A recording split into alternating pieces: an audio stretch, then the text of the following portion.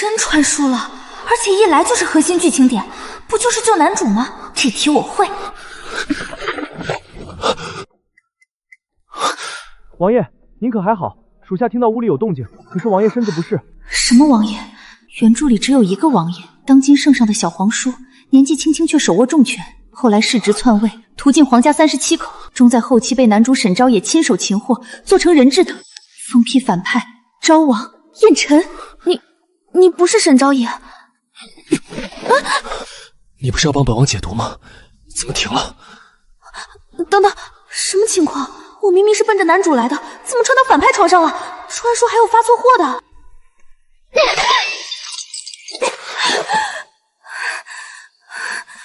王爷，王爷，你没事吧？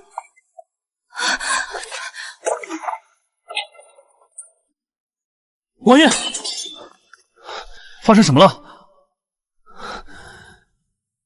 去，把人给我带回来。可是您的伤……是，属下这就去。狗奸商，天杀的诈骗犯！什么100%穿书体验？明明是100%穿错书体验吧？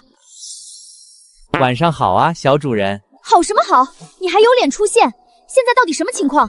说好的掌心宠呢？床上那个疯批王爷怎么回事？情况是这样的，您是我们100%穿书交期体验的首位体验用户。我操作的时候没什么经验，手一抖，身份绑定参数输错了一位，不小心让您穿错人了。穿错人了？你意思是我不仅没爬上沈昭也的床，就连女主都不是？好像是这样。那我现在是谁？这身体是谁的？您现在身份绑定的是辅国大将军嫡女苏软。你是说我穿成了那个活不过3回，马上就要领盒饭的恶毒女配苏软？不愧是原著粉，记忆力真好。好你个头！所以现在剧情推到哪一步了？我已经对女主下手了吗？根据系统记录，在1个时辰前，苏软刚让人把下了春风度的糕点送到了女主玉清河的房间。什么？完了！按照原著，女主很快就会发现糕点有问题，然后顺藤摸瓜查到苏软，接着就是反杀剧情。快送我回去，立刻马上！我要申请退货，钱我也不要了。抱歉，小主人，您现实中的身体已经确认死亡，并且已于昨日火化，实在是回不去了。您也别太灰心，虽然穿错了，但也有好消息呢。什么好消息？根据原著设定，您目前使用的身体苏软，颜值是全文第1哦，甚至超过了女主玉清河。颜值第1有什么用？能填平她智商倒数第1的坑吗？别生气，小主人。为了表达歉意，也为了您的体验，我们决定为您加赠一项特殊服务。只要您能在当前剧情里以苏软的身份成功苟住，我们就能……那我要是等不到你们系统恢复呢？万一我明天……哦不，今晚就嘎了呢？信号不好，您说什么？我听不清。那个，我妈叫我回去吃饭了，再见。喂，你别装信号不好，你给我说清楚。喂，完了，抓我来了！当务之急是必须阻止原主的计划，必须赶在事情败露之前，去把那该死的下了药的糕点处理掉。等我啊，女主！王爷，人没找到，属下带人搜遍了王府，最终只在西北角狗洞处发现了这个。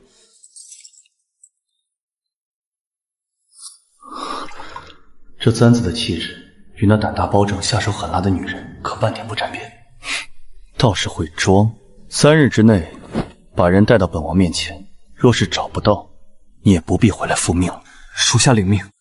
还有，今日宫宴上，凡经手过本王9斩的宫女太监，有一个算一个，全部处理干净。头颅收拾好，连夜送到谢太傅府上去。再告诉谢志宁一句，若下次再胆敢算计到本王头上，本王下手就没这么客气了。是。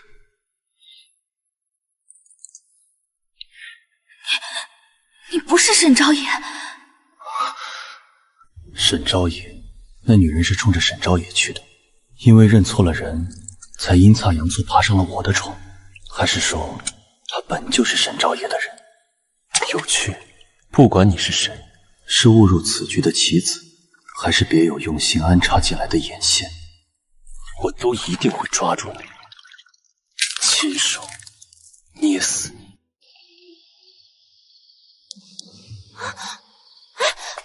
姑娘，玉清河呢？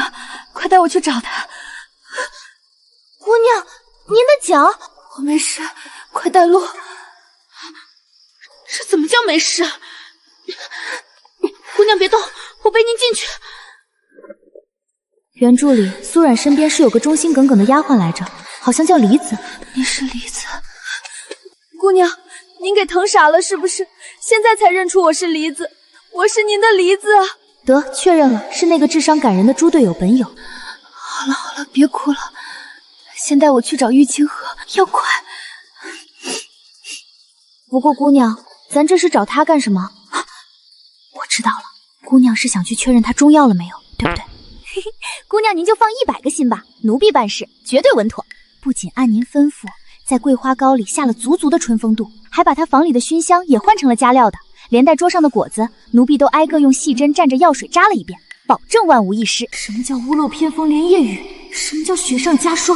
什么叫猪队友的致命补刀？这就是了。姑娘，奴婢这回做的不错吧？不错，太不错了。梨子，奴婢在。知道咱们现在是什么吗？是聪明主仆2人组，是2具还没凉透的尸体。什么？快跑，晚点就来不及了。姑娘，到了，没动静啊，是不是药效发作了？不能吧，这么快？没动静啊，是不是药效发作了？不能吧，这么快？什么药效？软软这是怎么了？怎的会弄成这般模样？可是出了什么事？这就是女主啊，这颜值，这气质。软软，可是哪里不是？啊，那个，我赵婉让人送来的桂花糕，表姐你吃了没有？还未曾吃。还好。正巧线下有些饿了，软软要一起用点宵夜吗？不用。那既然表姐没吃，我能不能把桂花糕拿回去？二姑娘又想干什么呀？银灯，多嘴。奴婢又没说错，但凡是您的，二姑娘都得抢走。现在连盘点都要……你算什么东西？敢这么对我们姑娘说话？这府上哪样东西不是我们姑娘的？看来我这糟糕的人设暂时是扭不过来了。罢了，先把东西拿到手。没错，这苏家什么不是我的？去，把桂花糕、果子，还有桌上摆的熏香炉子都给我搬出来。姑娘，那点心……哦，今天先拿这些，下次再惹我，房子都给你烧了。梨子，我们走。姑娘，二姑娘欺人太甚了，抢东西还这么理直气壮。我这个表妹倒也没有坏到无可救药。这还不坏，也就是姑娘你脾性太好了。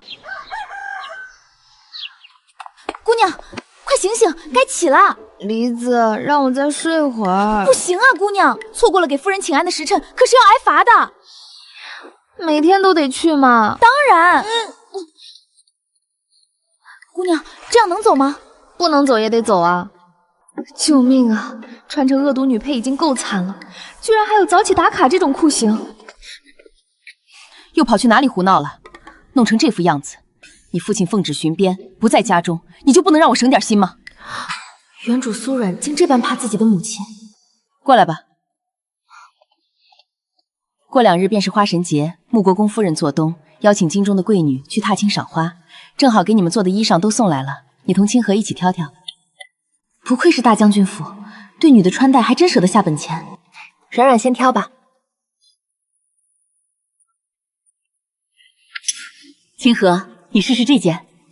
姨母，还是让软软先选吧。无妨，她小孩子家穿什么颜色都好。苏冉处处和玉清河作对，难道真的是为了只有一面之缘的沈昭野吗？或许更关键的是在这日复一日的区别对待里吧。就这条吧。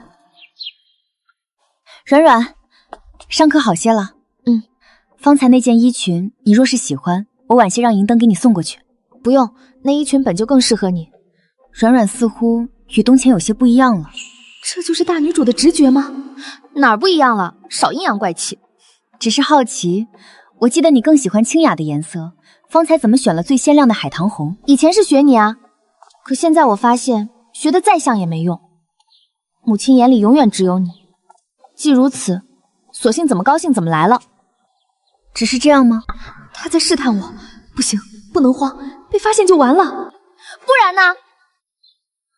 怎么，我好心让你，你还不乐意，非要我跟你抢是吧？好了，软软，你的脚伤未愈，还需多多休息才好，早些回去吧。玉清河，我告诉你，以后咱们井水不犯河水，各自清静，傻愣着干嘛？走啊！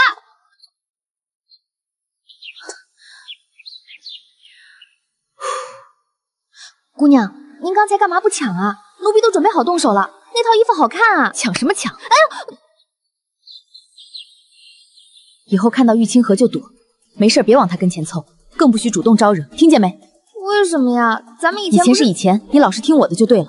女主玉清河，靠她越近凉得越快，我还是当个小透明吧。苟到那个不靠谱的客服把系统修好再说。唉，王爷，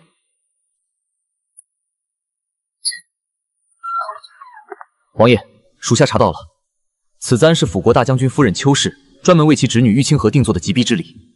玉清河是，此女早年全家遇难，只活下她一个，自10岁起便被接入将军府中，苏夫人对其视如己出。好，这倒有趣。一个寄人篱下的孤女，哪来的胆子得罪本王？还有一事，明日花朝节，穆国公夫人在城外设宴，广邀京中贵女，那位玉姑娘也在受邀之列，届时应当会前往。花朝节，赏花。明日本王也去凑个热闹。是，属下这就去安排。玉清河。姑娘，夫人他们已经……姑娘，您这也太好看了吧！那当然，这可是现代的化妆技术。今儿个宴上那些贵女，肯定都要被姑娘给比下去了。好了，别误了时辰，我先随母亲去了，你在家好好看家。好的，姑娘。清河姐姐，你也太好心性了，还在这儿等她。软软脚上有伤，行动不便，多等片刻也无妨的。脚伤，我看是又在屋里折腾，想着怎么打扮才能艳压群芳呢。不过啊，她打扮的再好看，只要一说话一做事，谁不知道她是个草包？说谁草包呢？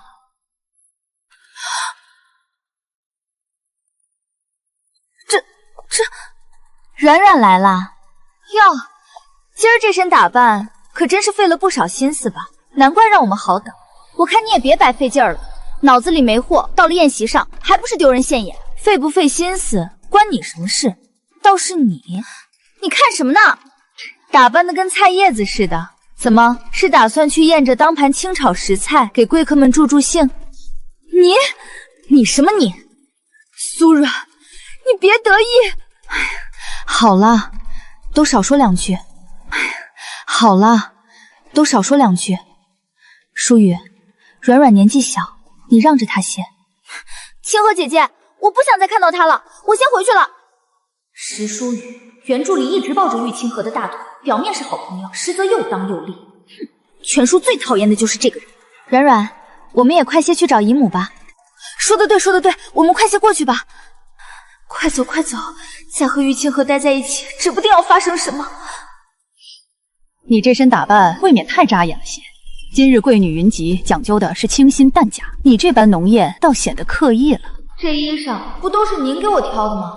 颜色素的不愿意，颜色俏的又嫌扎眼，合着横竖都是我不对呗？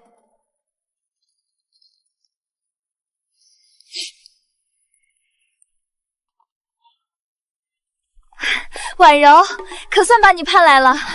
温姐姐劳你久候了。你我之间还说这些客套话，清河丫头越发标致了。这通身的气度，真是富有诗书气自华，瞧着就让人喜欢。秦夫人过誉了哟，有些日子不见，软软竟出落得这般水灵了，让我险些没认出来。瞧瞧这小模样，鲜亮的跟枝头最嫩的海棠花似的，真惹人怜爱。快别夸她了，这丫头本就不知天高地厚，这下尾巴更要翘到天上去了。要我说，还是清河这样清雅更好。姑娘家贵在气质沉静。婉柔，你也别太偏心了，清河自是好的，可咱们软软难道就差了？我瞧着就很好，明媚鲜活，多招人疼啊。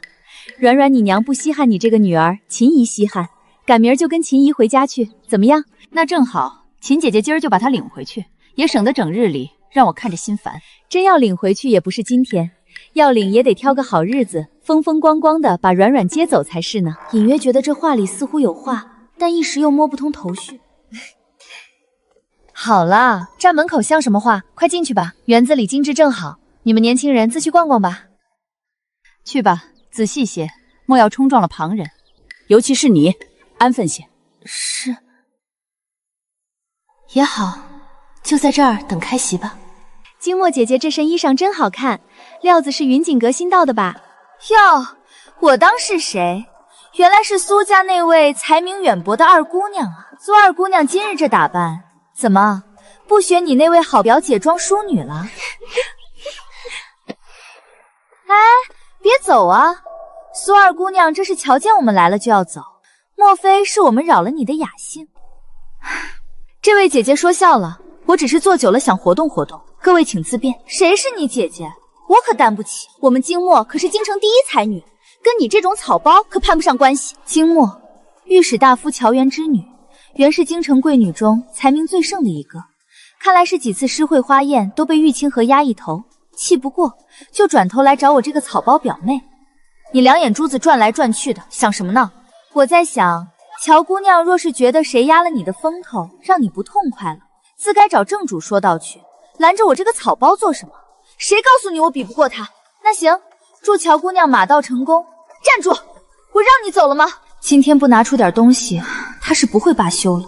我表姐这会儿人不在这儿，你们堵着我也没用啊。不如这样吧，桃李出深井，花艳经上春。这是我表姐昨日随意新作的一句。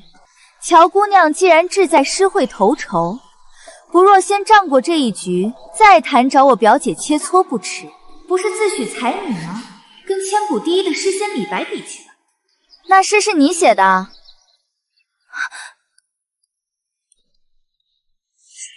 这是见过玉君主，镇北王独女玉柯，自小跟着父亲镇守北疆，据说弓马情熟，性情爽利。按原著时间线，差不多就是这个时候。皇帝疑心镇北王在边关四处兵马，一道旨意将这位郡主召回京城。美其名曰议亲，实则扣在眼皮子底下。你怎么知道我是谁的？我回京刚过3日，连宫宴都只露了一面，甚至换上礼服。这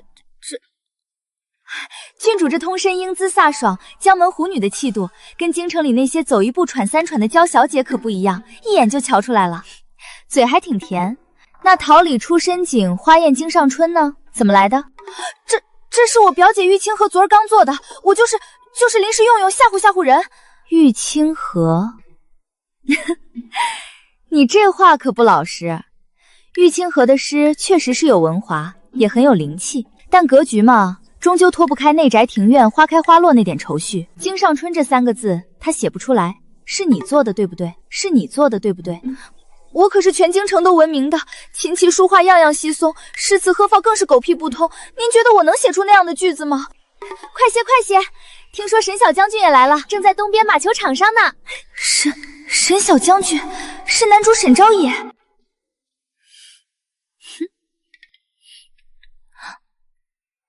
想看就去看啊，扭扭捏捏的做什么？那沈昭野又不是吃人的老虎。算了算了，也没什么好看的。一群人在那儿骑马打球，尘土飞扬的。哦，可我听说某位苏二姑娘从前为了偶遇这位沈小将军，可是能在人家必经之路上蹲守大半个时辰，风雨无阻呢。是原主，不是我啊，那是以前年少无知，我早就没那个心思了。是吗？可我好奇得很，走，你陪我看看去。等等，不行不行，真不能去。没事儿，若是有人问起，你就说是我硬拖你去的。对啊，那我表姐问起，你就说是你硬拖我去的，我只是陪你。可以。郡主，走这里，我知道一条小路。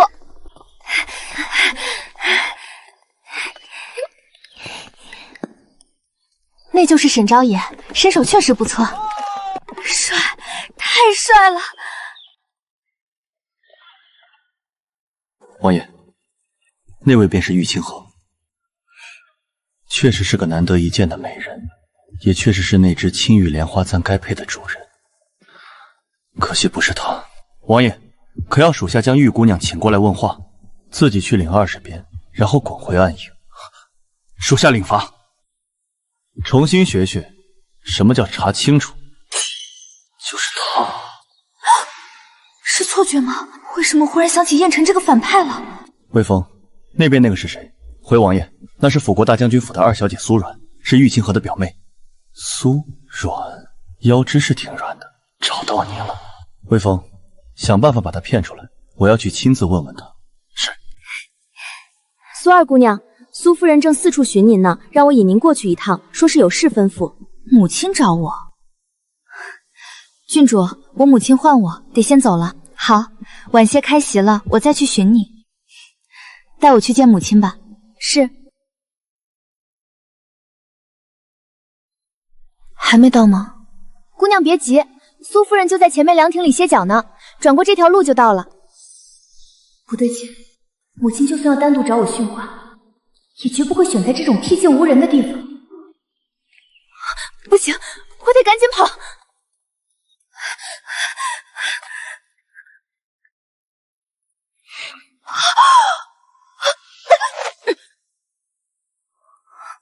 燕晨，抓到你了。王爷，我知道错了，您饶了我吧。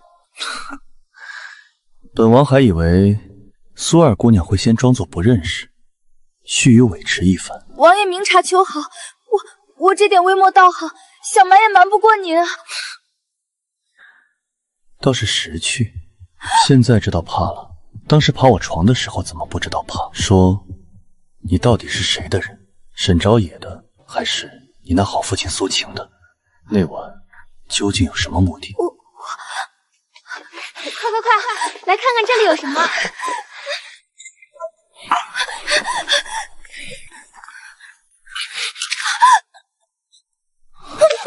嘘，别出声。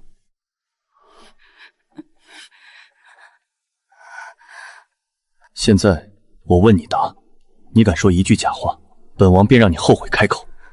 那夜为何会出现在本王榻上？实话说，我是穿书的，拍了个穿书体验套餐，本来要去男主床上，结果爬错了。说出来他会信吗？王爷，我说，我对王爷一见倾心，那夜本是去找王爷表明心意的。哦，那日宫宴，我远远瞧见王爷风姿，便一见倾心，再难忘怀，这才斗胆趁夜去见王爷，想着能与王爷表明心志。可谁知王爷竟遭人暗算，神志不清。我本想立刻喊人，可王爷您力气那么大，我实在挣脱不开。我虽心意王爷，却也知女子贞洁重于泰山，更不愿趁王爷之位白白玷污王爷清明，所以我才会很轻地砸了王爷一下。你果然心悦本王。那你趴在本王身上叫沈昭野的名字，又是怎么回事？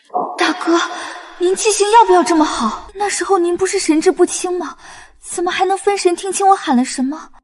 那都是误会，在那夜之前，我从未有幸得见王爷，更没见过沈小将军。阴差阳错下，误以为王爷就是沈小将军来着。可不管我嘴里喊的是谁，我心里想着的一直都是王爷您啊。要说有错，也只是我自己蠢笨，没能第一时间认出王爷的身份而已。果真吗？千真万确，若有半句虚言，就让我天打五雷轰！老天爷，您可别当真啊！王爷这样英明神武、气宇轩昂的大人物，应该不会真忍心对一个真心心悦您的小女子动手吧？要不趁其不备，跟他拼了！反正砸过一次，也不差这第二回。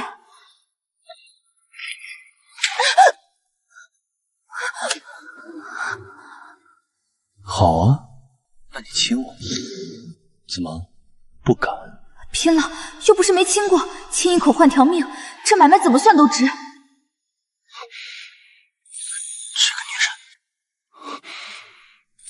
这个女人，王爷现在可信了？难道是觉得我的诚意不够？王爷，我先告退了。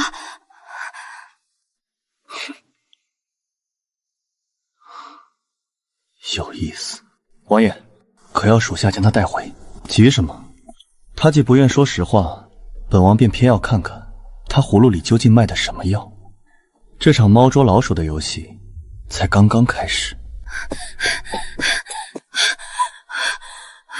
吓死死了！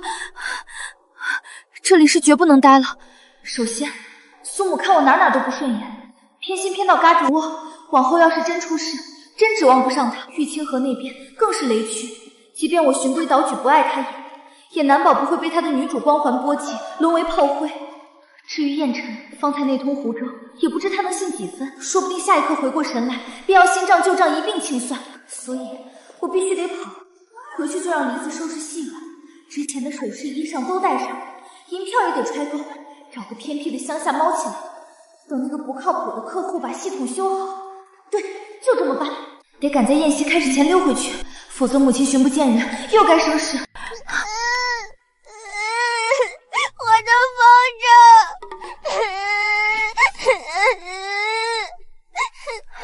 别哭别哭，不过是个风筝，姐姐再找人给你做个更漂亮的，好不好？不要，我娘前些日子生病没了，这风筝是她病着的时候熬了好几夜给我做的，我只想要这一个。孤儿，和我在现代一样，这样啊？那姐姐帮你拿下来，好不好？真的吗？树很高，试试看嘛。姐姐，小心！没事儿。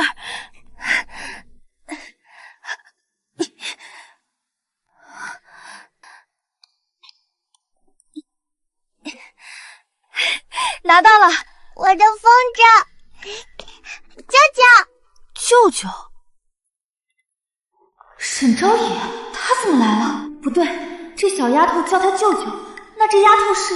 我想起来了，沈昭野有个早逝的姐姐，留下一个独女，难道……不行，我得远离她。我得远离她。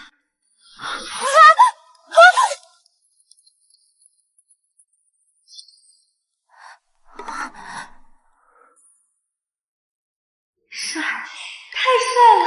姐姐，你没事吧？苏儿姑娘，无事吧？可有伤到？他认得我？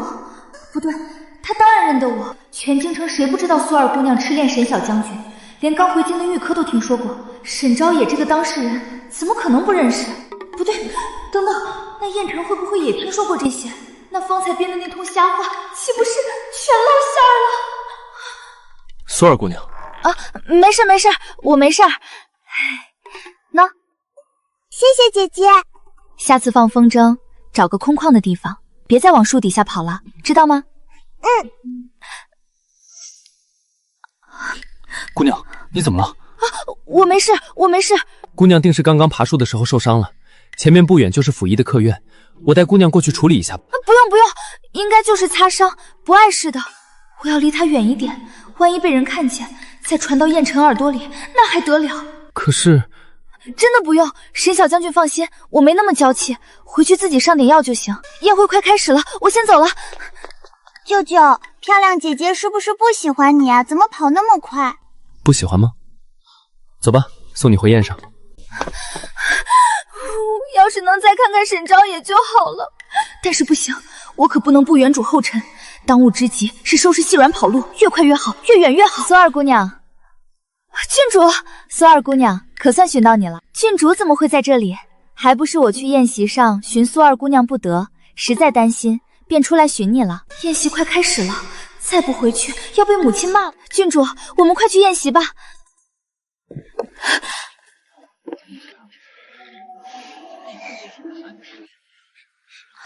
郡主，我先去我母亲那儿了。好。还知道回来，这般重要的场合姗姗而驰，成何体统？女儿方才在园中赏景，一时迷了路，并非有意迟来。哼，多学学清河，莽莽撞撞，半点规矩没有。先坐下吧，安分些。今日花招群芳荟萃，光是赏花品茶未免单调了些。不若老身做东，弄些诗文助兴，也算不辜负这满园春色。听闻南方有一奇特兰花，名为青玉鹤，今日便以此兰为题，请诸位姑娘即兴赋诗。至于彩头嘛，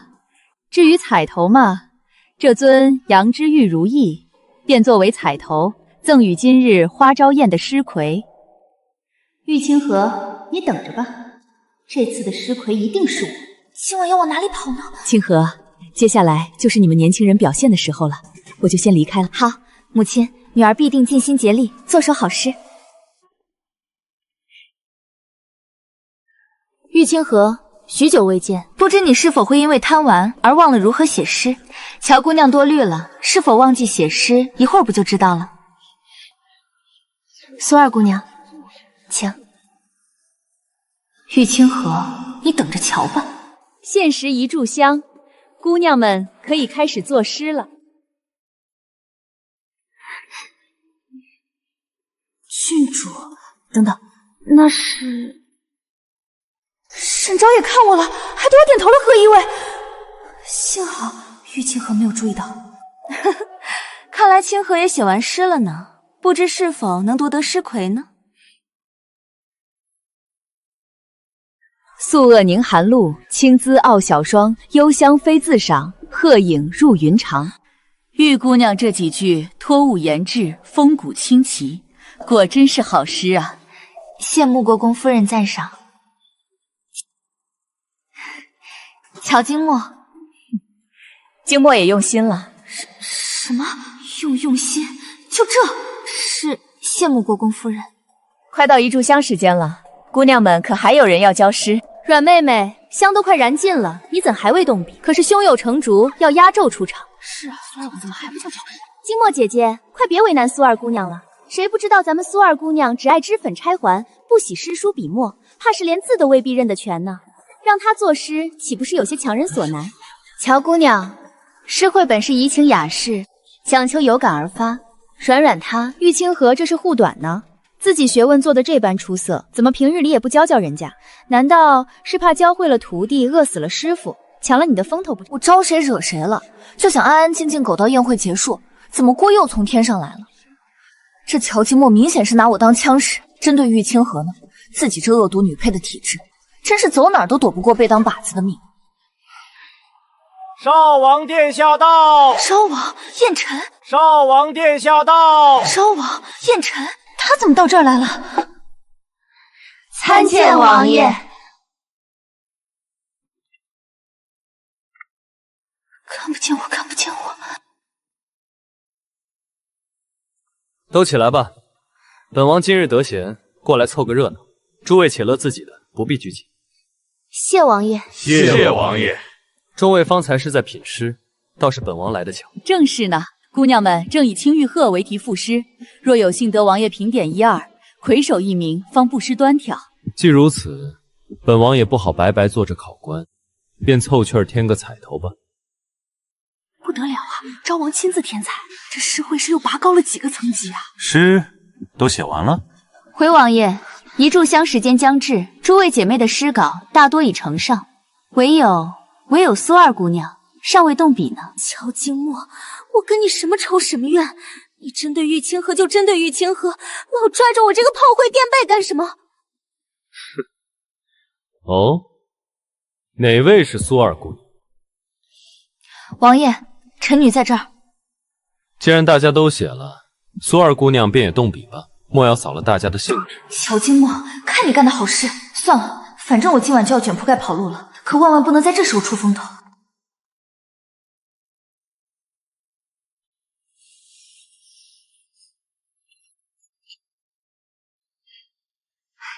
你也辛苦了，苏二姑娘。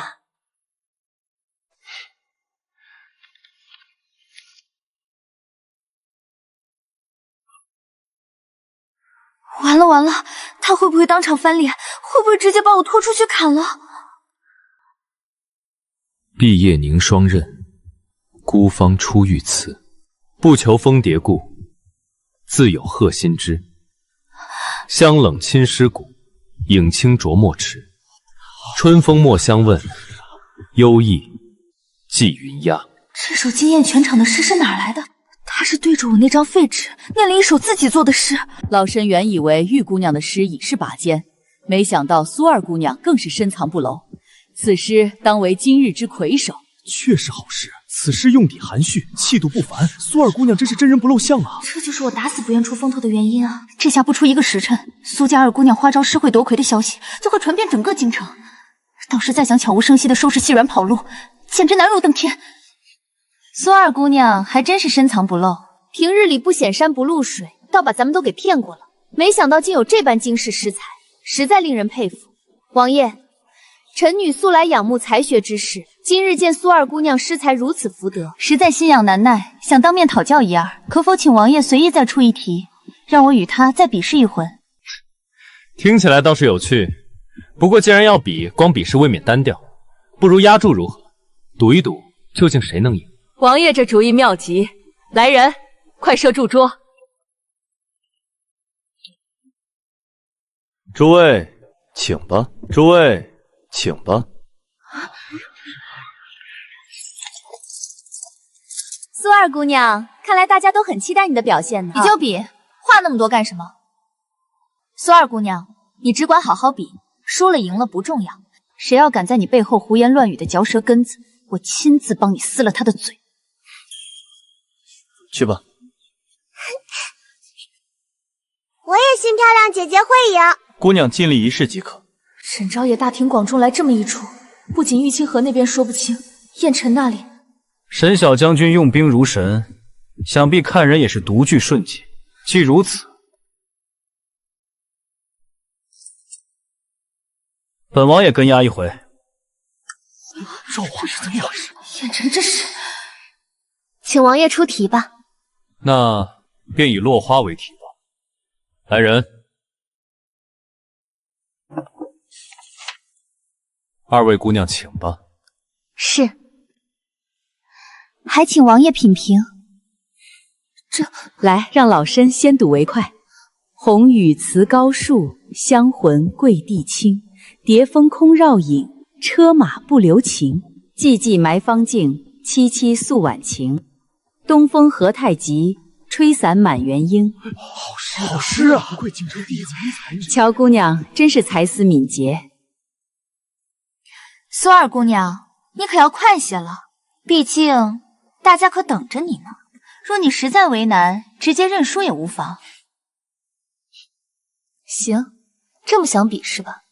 红藕香残玉簟秋，轻解罗衫，独上兰舟。云中谁寄锦书来？雁自回时，月满西楼。花自飘零，水自流。一种相思，两处闲愁。这怎么可能？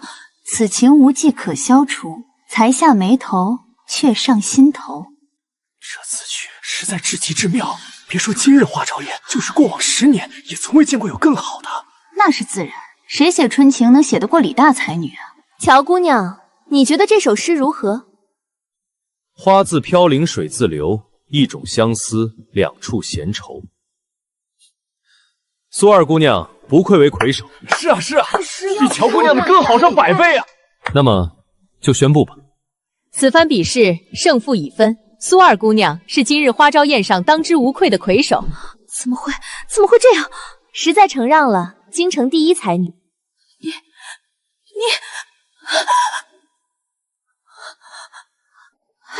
静默，快扶乔姑娘去厢房歇息，请府医来看看。让你嚣张！真是好有趣一只小狐狸，从前怎么倒没发现？这也叫不认识吗？今日还真是不虚此行，看了几首好诗，也看了一场好热闹。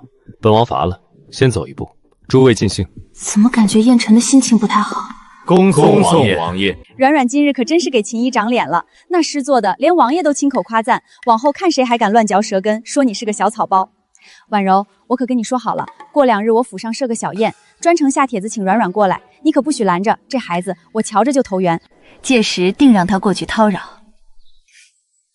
软软，到时候可一定要来，秦姨亲手做桂花糖藕给你吃。谢谢秦姨。苏夫人，请留步。怎么了？夫人让老奴追出来，亲手将这个赠与苏二姑娘。这对金钗是老夫人当年的陪嫁之物，压箱底好些年了。今日瞧着苏二姑娘鲜亮明媚，与这簪子正相配，便特意让老奴找出来，存当一点心意，贺姑娘夺魁。既是国公夫人厚爱，你便收下吧，好生谢过夫人就是。多谢国公夫人赏赐，劳烦嬷嬷代为转达软软的谢意。苏二姑娘客气了，夫人还说今日一见未免仓促，还望姑娘得了空多来府上坐坐，陪她说说话。小女子应该的。那便祝苏二姑娘一路顺风。你先别走，跟我来，跪下。今日那2首诗，当真是你所写？我别想着编话来糊弄我。你是我肚子里出来的，你几斤几两，我能不清楚？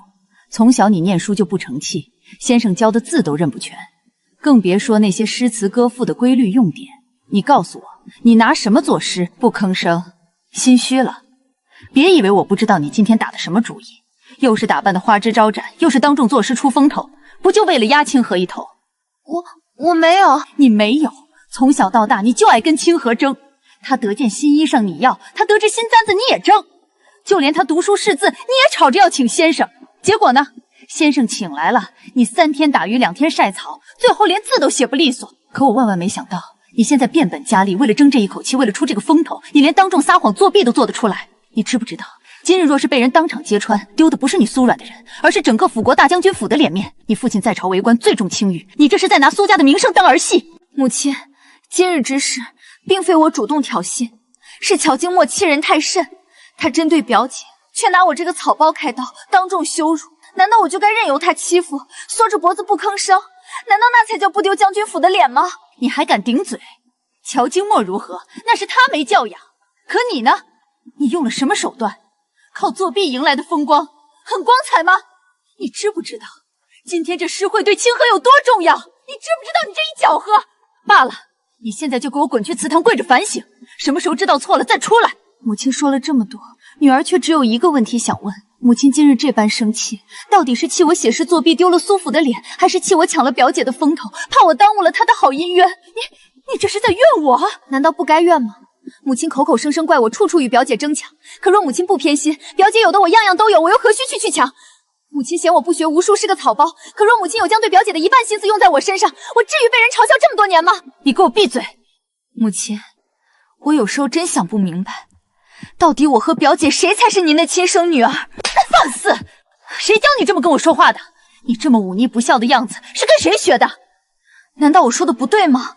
你真是无可救药了。我知道母亲一直觉得我碍眼，心里巴不得没有我这个女儿。您放心，很快您就能如愿了。站住！反了，真是反了！夫人，这是怎么了？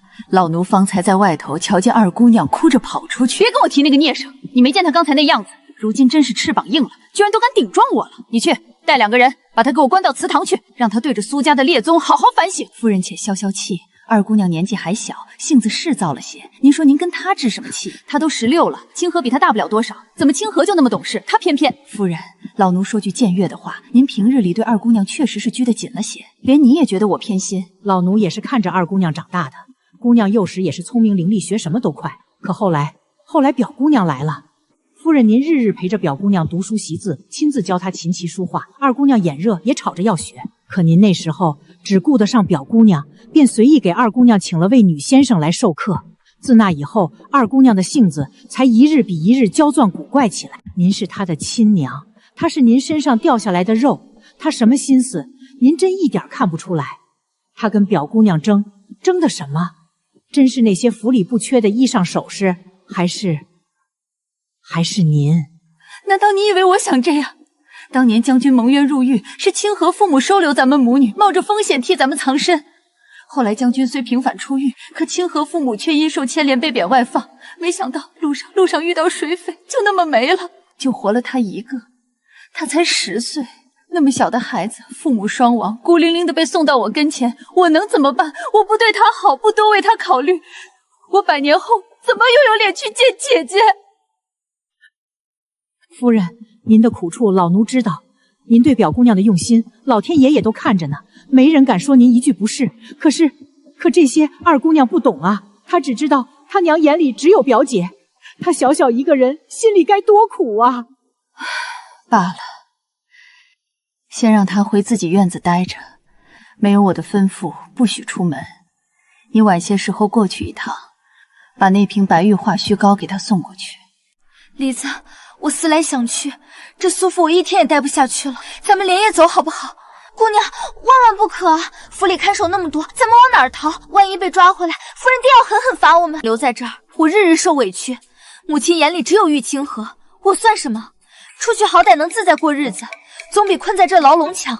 可咱们身上盘缠都没有多少，出城之后吃住落脚全都要花钱，走远些连客栈都住不起。你忘了我前些日子攒下的，足够我们先去临县落脚，找个小铺做工谋生，不必看人脸色。那要是路上碰见巡逻家丁，或是出城关卡盘查，咱们两个女子根本无处躲藏。扬州城外30里有个僻静小镇，人烟稀少，镇上多是外来做工的百姓，没人认得我们，安稳度日再好不过。夜深城门快要落锁，若是赶不上，今晚就走不成了。姑娘当真下定决意，一点回头的念头都没有。早就下定决意，再留在苏府，我迟早要憋出心病。你若是怕，我也不勉强，我一人走便是。我不怕，姑娘去哪儿我便跟去哪儿。当初说好一辈子跟着你，哪有半路丢下你的道理？只是路上风餐露宿，怕是要吃苦，吃苦也比在这家里受冷待强。快些收拾妥当，等院里巡夜家丁走过，咱们就悄悄翻侧门挑走。我把干粮都备好了，路上饿了能垫肚子。梨子，你现在去找个能载我们的船夫，我们晚上就出发。好。大哥，打扰您片刻，我有件事想跟您商量。小姑娘，有啥事直说。我想雇您的小船，今夜子时悄悄载2个人顺河往下游小镇走，不走官道，避开关卡侦查，价钱好说。半夜走水路躲盘查，你们莫不是府里偷跑出来的人，惹上麻烦了？我们没做亏心事，只是不想被家里人拘着。行，那你晚上到这里来找我。记住了，多谢大哥成全，我这就回去通知我家姑娘，绝不误时辰。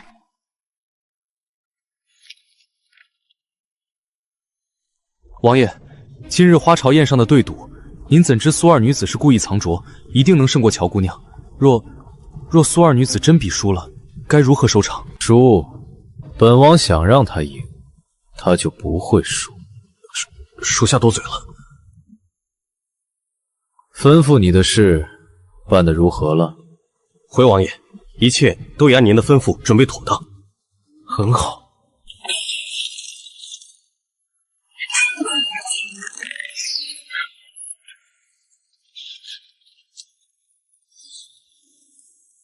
王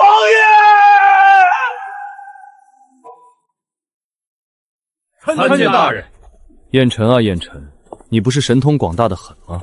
居然这么轻易就死在了我手上。此地名为断云崖，顾名思义，剑从上往下看，连云都像是被拦腰斩断的。莫说是人，便是飞鸟从此处失足，恐也难逃粉身碎骨的下场。更何况中了我这鸠羽青之毒，见血封喉，就算是大罗金仙也活不过1个时辰。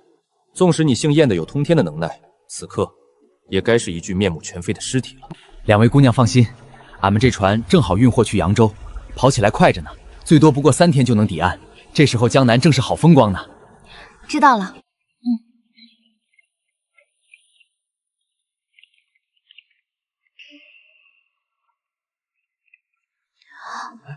这瞧瞧啊，2个秋儿，模样标致的很，尤其是那个穿粉衣裳的。老子跑船这么多年，都没见过这么勾人的。卖给扬州醉春炉的刘婆婆，至少这个数。大哥好眼力，那细皮嫩肉的，一看就是大户人家偷跑出来的小姐，这种货色最抢手了。就是旁边那个丫鬟瘦了点，不过力气好像不小，也能卖去当个粗使。小声点，别惊醒了飞鱼。嘿嘿，到时候银子到手，够咱们快活好一阵子了。嘘，等天亮靠在前面芦苇道，喂点药，捆肩上，直接送过去。梨子，赶紧起来！怎么了？别说话，和我赶紧跑！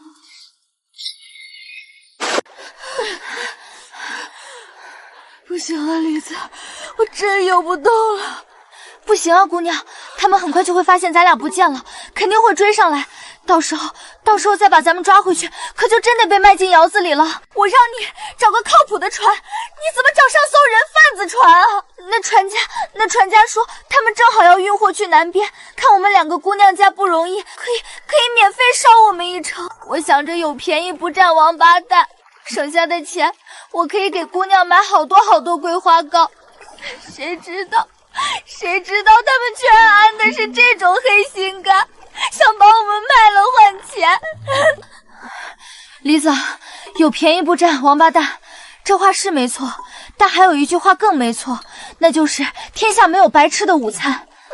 姑娘，我真知道错了。行了，赶紧游吧，先上岸再说。死人！姑娘，那有一个死人。怕什么？说不定只是晕过去了呢。我去看看。姑娘别去，万一是水鬼呢？我娘说淹死的人会大半夜飘到岸边找替身的。让你娘少看点画坯子。是燕晨，怎么会是他？姑娘是不是死了？不知道，我看看。还没死。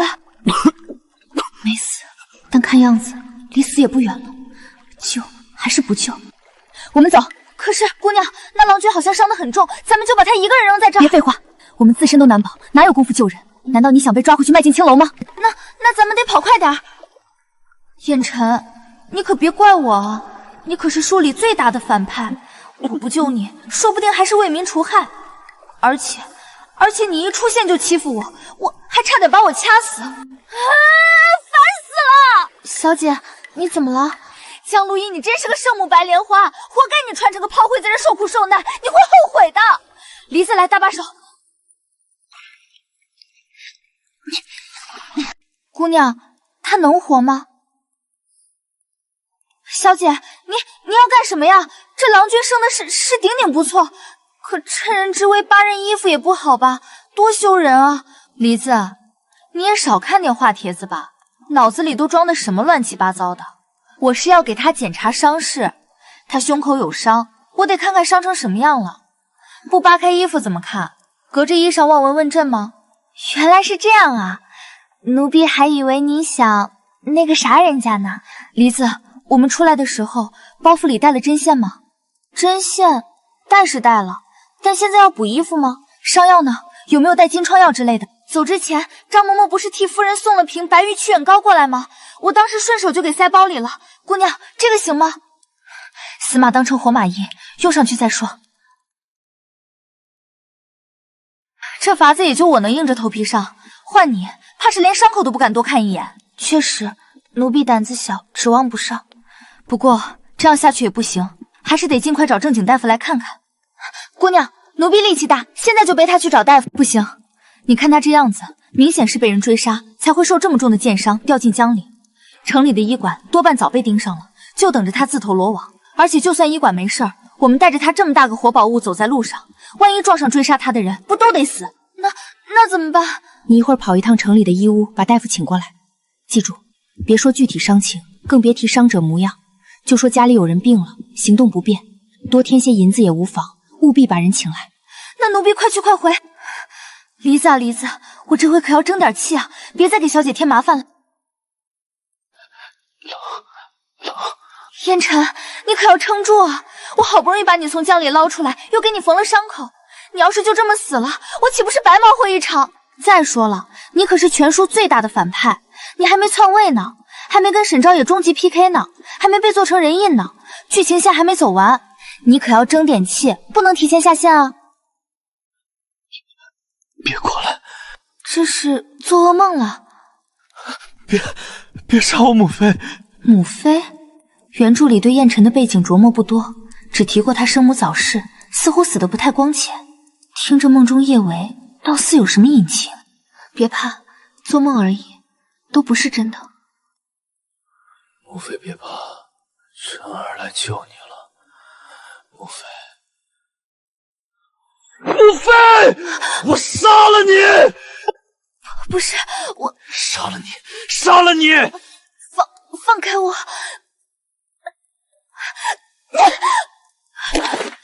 这可不能怪我，是你先动手的，我这顶多算正当防卫，我还救你了。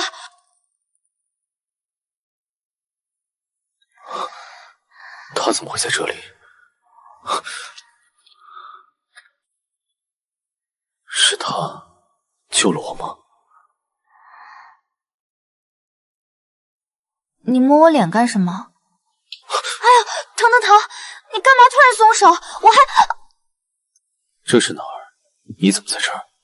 王爷，您先把手拿开，咱们有什么话好好说。别动，说实话，本王没耐心听你辩。你这人怎么不识好人心啊！我辛辛苦苦把你从江里捞上来，又给你治伤，守了你一夜，你知恩不图报就算了，还一醒就喊打喊杀，到底还有没有良心？哦，是吗？当然了，你自己想想清楚。我要想害你，你昨晚就死了，还能等到现在？王爷要是不怕忘恩负义的名声传出去，不怕下半辈子良心不安，夜夜梦见我这个冤魂索命，就赶紧动手吧！好啊，我这就送苏二姑娘一程。哎，等，王爷别，我这都是跟您闹着玩的，您看看，您又较真了不是？王爷英明神武，心胸宽广，怎么会跟我一个小女子计较呢？对吧？本王也闹着玩的。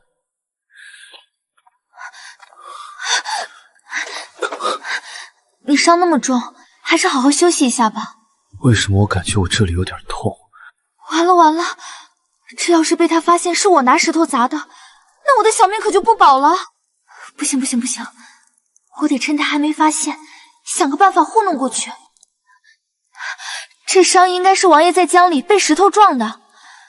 您不知道，我捞您上来的时候，您身上好几处淤青呢，估计是顺着江水冲下来时磕磕碰碰弄的。万幸没伤着骨头。可我怎么感觉像是被人砸的？王爷渴了吧？饿不饿？您先在这儿好好歇着，我出去给您找点干净的水和吃的。怎么，我是什么洪水猛兽吗？你跟那沈昭野在一起的时候，怎么不见？看来我脑子真的是伤得不轻，莫名其妙说这些做什么？胸口这道剑创极深，几乎透体，幸而被及时缝合起来，才不至于失血而亡。至于那剑上的毒吗？看来那老东西炼的避毒丸，倒还真有几分用处，连鸠羽青都能解。幸好动手前，我提前服了药，否则纵使剑矢入肉时，我刻意偏了半分，避开真正致命之处。鸠羽青的毒性也足以让这场以假论真的假死弄假成真。只是那老东西若知道我又把自己折腾成这副德行，怕是又要吹胡子瞪眼，骂他不知死活了吧。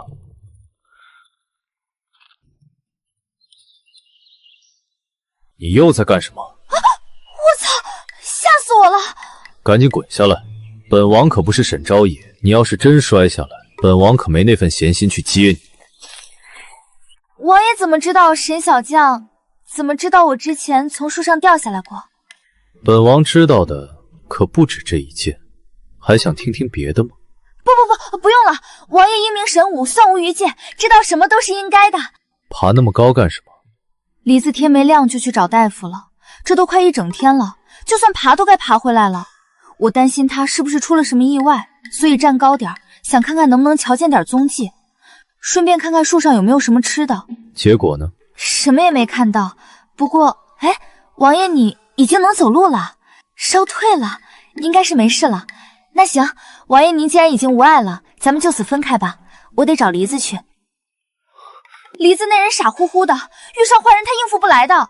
不过就是个丫鬟，丢就丢了，待本王回了王府，再陪你几个更伶俐的便是。这个王八蛋的燕尘，再说那可是梨子啊！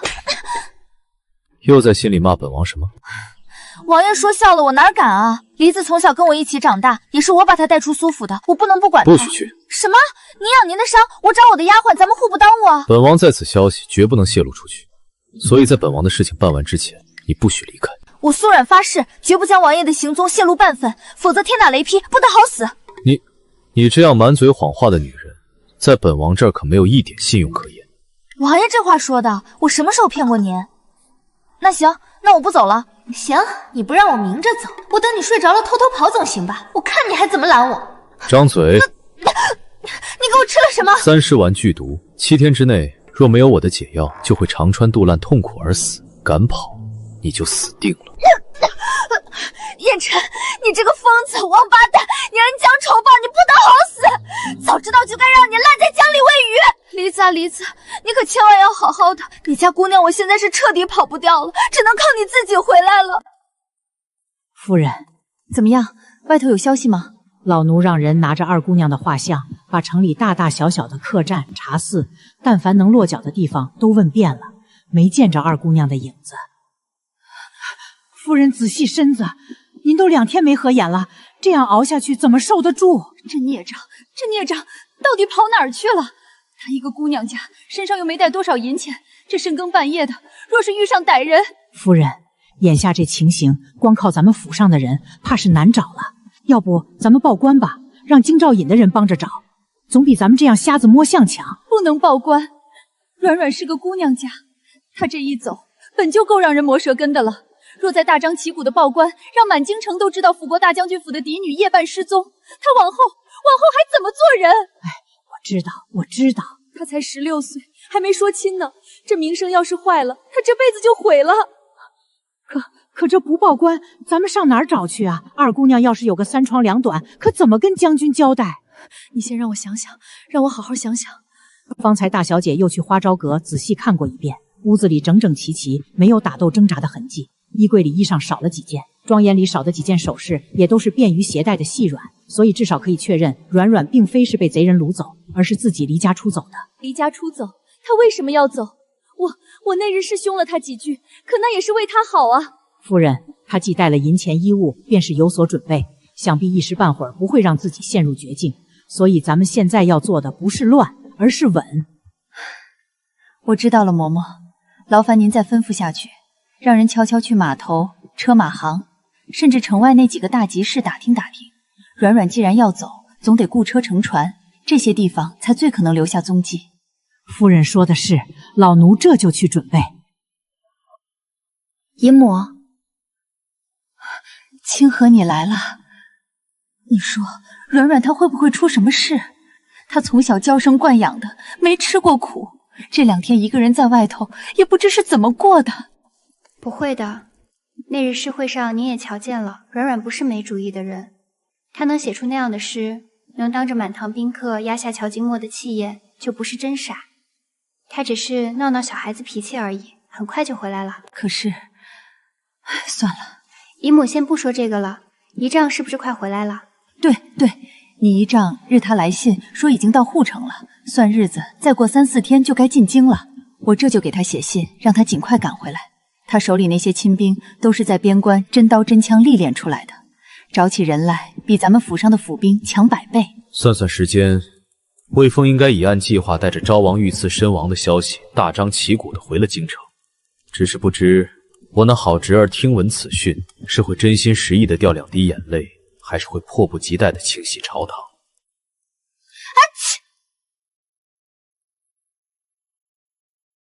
这女人胆子真是时大时小，怂的时候恨不得钻地缝，倔起来又敢跟我对着干，现在居然还学会这么幼稚的表达不满了。你这样吸引我的注意，难不成想我抱着你睡？你那丫头叫什么来着？干嘛？不知道名字，我怎么让人帮你找？真的？你肯帮我找她？所以到底叫什么名字？梨子，她叫梨子。我就知道王爷您看着冷，其实心肠最软最好了，一看就是刀子嘴豆腐心，怎么会真的不管我的丫头呢？可是在这荒郊野外的，怎么让人去找呢？您的人能找到这儿吗？这是信鸽，真是好大的鸽子啊！信鸽，那种蠢物也配合本王的掠银笔？行，就你的破鸟最厉害，天下第一，无所匹敌，行了吧？我的部下已经过来了，走吧，我们去临安镇。王爷，您怎知此处靠近临安镇的？你不是说你们从城南码头出发，顺水而行，约2个时辰后跳水逃生？依当时水速估算，距离最近的便是临安镇。难怪在原著里，他能以一人之力搅得钱上天翻地覆，杀得朝堂血流成河，连男主沈昭也都险些折在他手里。这份心智，这份算计，这份于绝境中依旧冷静掌控全局的能力，王爷真厉害。那梨子去找大夫，肯定也是去了最近的临安镇，快让您的人帮着找找吧。他一个人又傻乎乎的，我实在担心。等到了地方，我自会让他们去找。满意了？满意，特别满意。王爷您真是算无意见，心细如纱，体恤下情。闭嘴！拜托，一定要找到梨子。睡觉吧，明天早上起来赶路。刚好困死了。蠢女人。这位公子，你这腹肌练得不错，就是略硬了些，不够 Q 弹。摸够了吗？再摸摸。对不起，我不是故意的。你伤口怎么样？裂开了没有？我看看。赶紧滚！我们怎么睡在一起了？你没对我做什么吧？这话应该本王来问吧。昨晚某个女人大半夜的喊着冷，没骨头似的往本王身上拱，手脚并用缠得死紧，怎么都掰不开。我都不知道。那只手在本王身上摸了一整夜，拉都拉不开，皮都快被你摸皱了。10个难关，挨个摸腹肌，原来不是梦，是我在睡梦中把燕尘当成难关，又捏又蹭，实打实的摸了一整晚。怎么，苏二姑娘摸的时候不是很开心吗？现在怎么倒知道羞了？谁开心了？我那是梦见在摸小猫小狗来着，谁让你自己离我那么近的？哦，你是说本王长得像小猫小狗？你当然不像小猫小狗，你像吃人不吐骨头的饿狼。反正我不是故意的，放心好了。苏二姑娘不用这么着急和我撇清关系，昨夜那些就当是本王报答你的救命之恩，不会让你负责的。什么叫就当是报答救命之恩？什么叫不会让我负责？搞得我占了你多大便宜似的。明明就是我辛辛苦苦把你从江里捞上来，还被你恩将仇报喂了毒药，现在不过就是摸了几下腹肌而已。他又没少块肉，不能骂，不能骂，骂了肯定会被掐死。王爷真是心胸宽广。也就还行吧。好了，准备走吧。去哪儿？去临安镇，不去找你那傻丫头了。找，王爷您慢点，小心脚下，伤口还疼不疼？要不我背着你？不必，这点疼尚且扛得住，不用和我献殷勤。可那剑伤很深，昨夜才勉强缝好，一路走颠簸路，万一崩开流血可怎么好？那不得耽误时间？万一去晚了，梨子可怎么办？你那个小侍女不会出事的，顶多是请大夫耽搁了时辰，我们先去镇上医馆等候便是。但愿如此。要是他出了什么差错，我心里实在过意不去。何况现在就我们2个人，连个搭把手的人都没有。方才你对我倒是半点不留情面，如今倒处处惦记你的丫鬟，难不成在你心里，我还不如一个小丫头重要？能一样吗？梨子是真心待我，你醒过来第一时间就要掐死我，我凭什么把你放在前头惦记？时辰不早了，懒得和你浪费口舌了，该出发了。慢点儿，王爷等等我呀！受了伤还走那么快，还不等我，简直就是恩将仇报。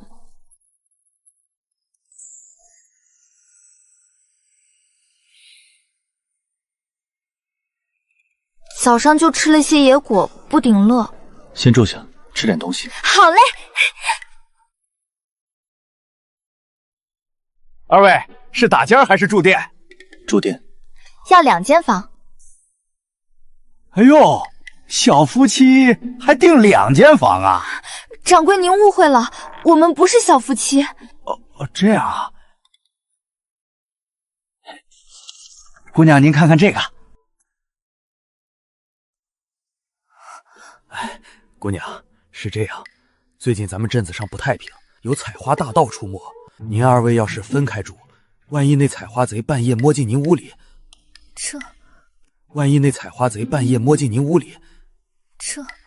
再说了，小两口闹别扭，开1间房正好说说话，把误会解开就行，何必分房睡伤感情呢？掌柜，我们真的不是。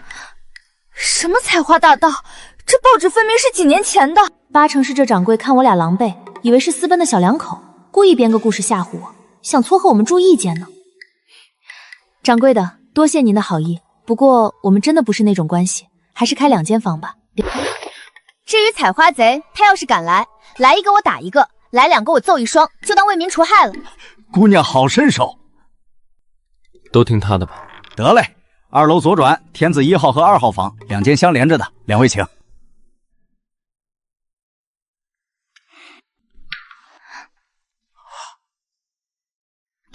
这是夜明珠，客官，这小店小本经营，实在找不开呀。您看还有没有别？不用找了，多的送1桌饭菜上来，再送2套成衣。是，小的一定给客官办得妥妥当当的。您2位且先上去歇歇。这是哪阵风把谁家大少爷刮来我们客栈了？这俩小年轻是挺般配的。把店里用料最好的衣服拿2件出来。王爷，你疯了！我有银子，真的，虽然不多，但住店吃饭肯定够的。你那夜明珠一看就价值连城，拿去当房费多贵啊！不是说跟我不是那种关系吗？啊？既不是那种关系，苏二姑娘又替本王省什么钱？我这哪哪是帮你省钱，我这是替你心疼钱啊，大哥。夜明珠啊，那可是夜明珠，拿到当铺去能换多少银子，够普通人家吃用一辈子了。你就拿来付房费，图大快，有几个臭钱了不起啊？花吧花吧，早晚把赵王府败光。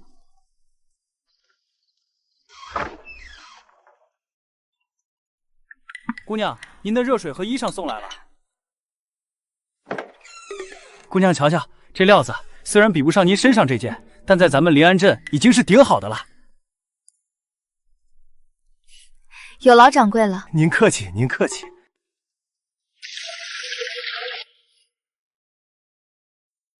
是谁在那里？难道是？严琛，开门啊！怎么了？有采花贼在我窗子外面。采花贼？王爷，我真的害怕，求你别赶我走。可这深更半夜的，孤男寡女怎好共处一室？孤男寡女怎好共处一室？苏二姑娘，还是趁早回自己房间吧。不行，我不管，我今晚就要待在这儿，哪儿也不去。客官出什么事了？我方才好像听到姑娘惊叫。好看吗？小的什么都没看见，爷饶命啊！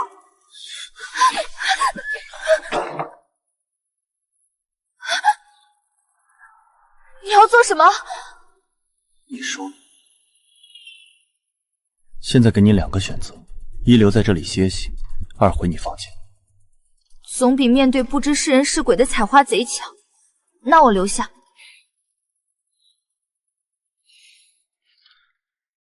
睡吧。就这样睡啊？那你想怎样睡？那就这样睡吧，挺好的。放心，本王对你这种小丫头根本没兴趣。谁小丫头了？明明就长得很好嘛。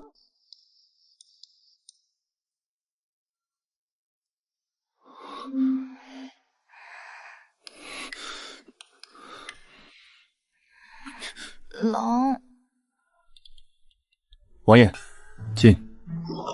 王爷居然会让人睡在自己床上，还是个刚认识不久的女人。别走，我害怕。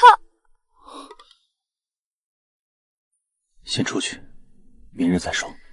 是，要不是这颗夜明珠，还真找不到王爷呢。王爷不近女色，在京城是出了名的。昭王府里连个像样的丫鬟都没有，一应事务皆由小厮侍卫打理。真是这样吗？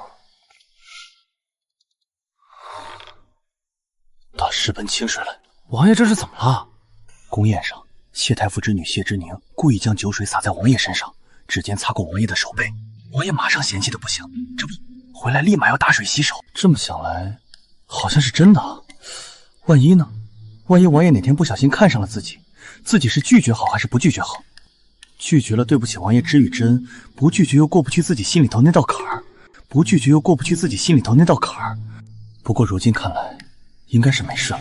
王爷肯为苏二姑娘付出这么多，默许她一路跟随，同处一室，甚至同榻而眠，那应该没我什么事了。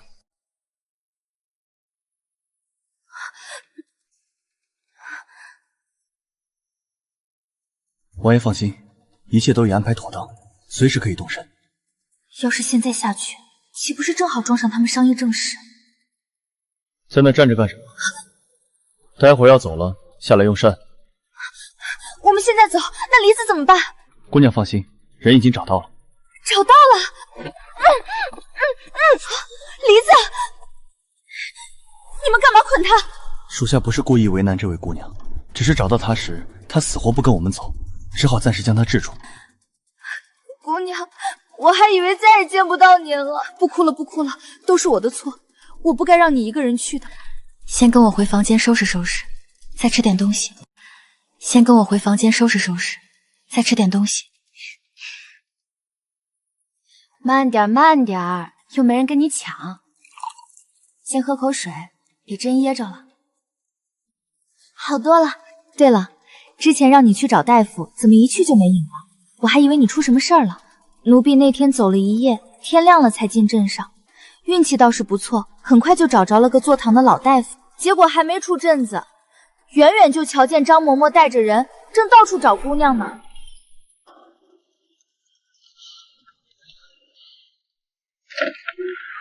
这几日是否看见这个姑娘途经此处啊？张嬷嬷，这临安镇是偏僻之地，二姑娘果真会来吗？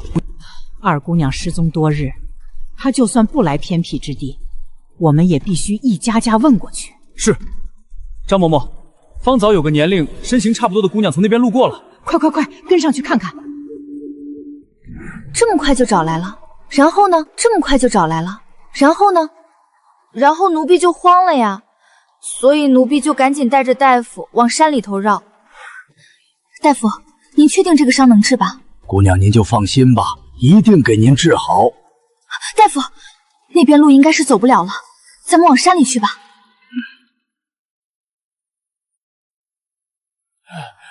姑娘，我给大夫找来了。奇怪了，姑娘和王爷是去哪里了？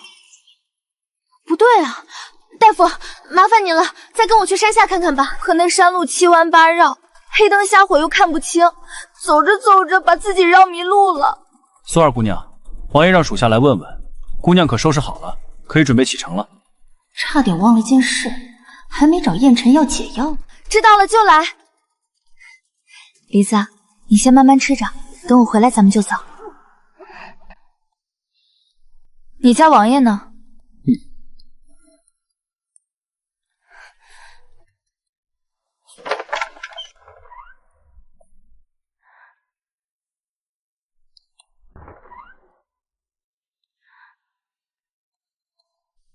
什么事？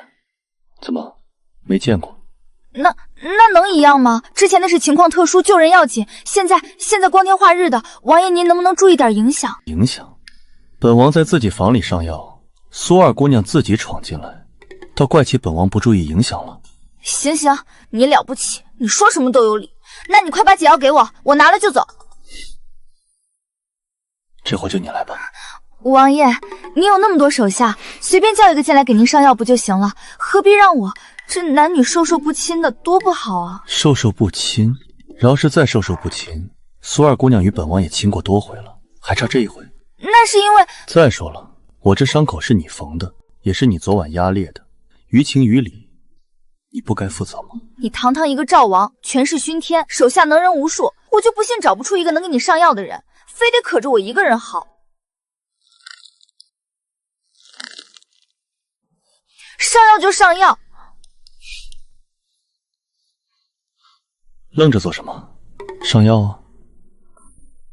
苏二姑娘，你就这么馋本王的身子，口水都流出来了。哪里有啊？哎呀，王爷恕罪，都怪臣女手重了，您没事吧？不错，继续。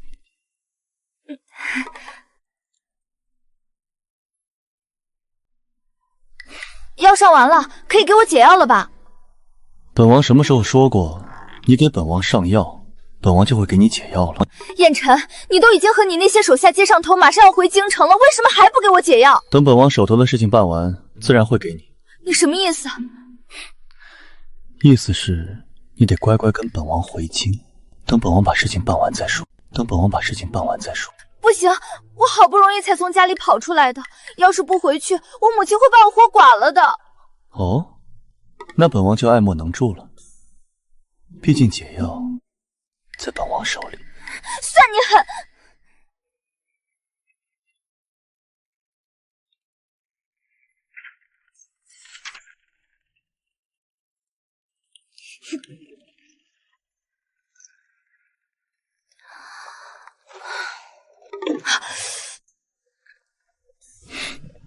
活该！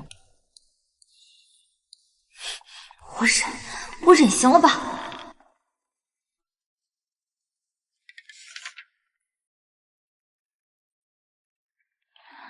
这个好。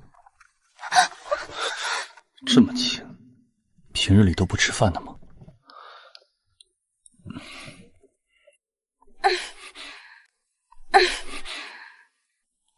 别动我！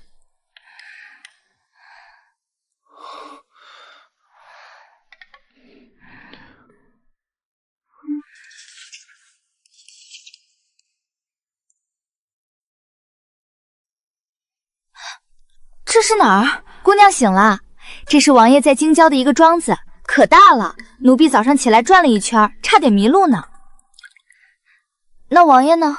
这奴婢就不知道了，一早就没见着人影，威风大人也不在，只留了几个侍卫在外头候话，兴许是在忙什么大事吧。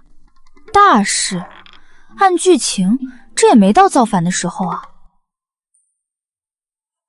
还非得我跟着回京才能办，要是他一直办不完呢，烦死了。奴婢先给您梳头。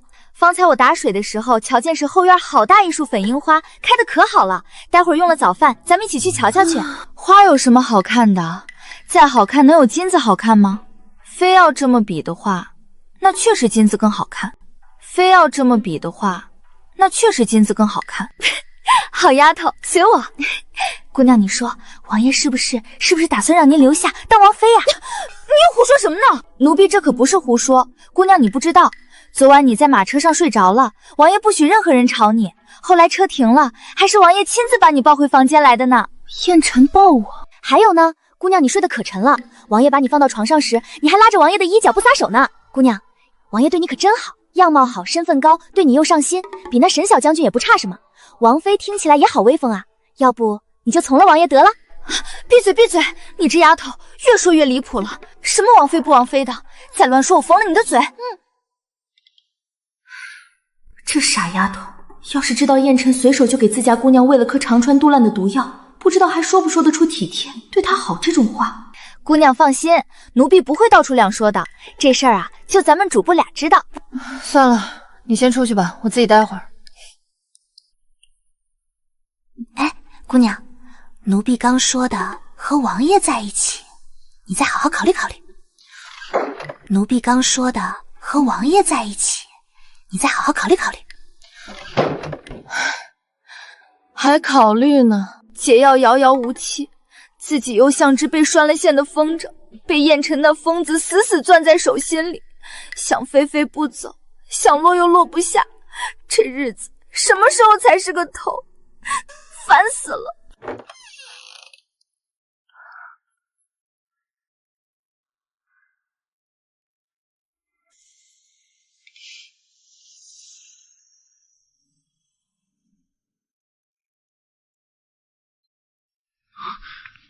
真美啊！出来一下。见过狼吗？没见过。那本王带你去看。不用了吧？你慢点，你慢点。别怕，这狼虽凶狠，但关了这么久，饿也饿得没脾气了，比刚回来时老实多了。饿也饿得没脾气了，比刚回来时老实多了。来，我教你，看看他的眼睛像什么？我不知道。像你，看着老实，努力缩着爪子装乖，但其实满肚子坏水。看，我说对了吗？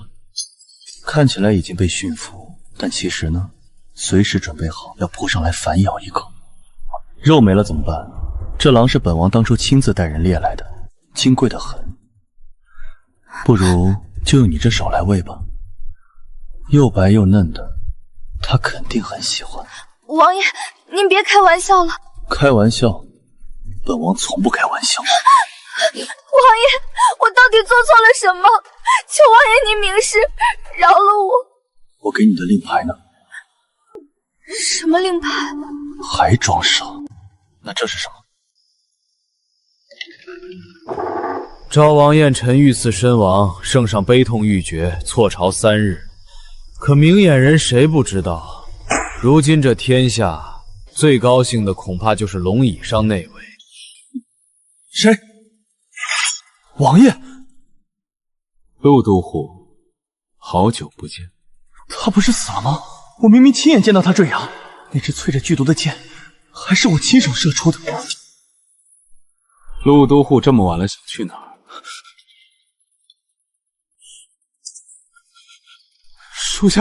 属下听信谣言，误以为王爷遇刺身亡，心中悲痛惶恐，乱了分寸，未能及时派人寻找王爷下落，此乃失职大罪，求王爷看在属下往日忠心。忠心？看来陆都护并不知错在何处，提醒提醒他。陆都护得罪了。王爷从穆家庄子去杜国寺的行踪虽隐秘，但知晓之人也不止属下一人。为何独独怀疑我一人？但知晓之人也不止属下一人。为何独独怀疑我一人？知道我要去杜国寺的确实不止你一个，但知道我那条路线的可就你一个。本王早早就知道，我那好侄儿燕云记在我身边埋了只小鬼，只是一直没有确定这只小鬼究竟是谁。所以我给你程荣之、贺渊分别传了信，都说要去杜国寺，出发的时辰、途经的路线却是3条完全不同。本想一条路试过去，看看谁会迫不及待跳出来，没想到第一条路就把你引出来，倒也省了本王不少功夫。所以这从头到尾都只是一个圈套。答对了。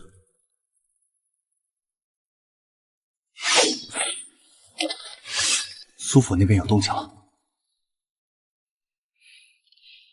司令，哪来的？王爷料事如神，这枚司令果然出现在了陆启白的心腹萧齐卫秋叶手中。这枚司令果然出现在了陆启白的心腹萧齐卫秋叶手中。王爷死讯传回京城后，秋叶便手持这枚司令，将王府内留守的200私兵通通召出城外，设伏射杀。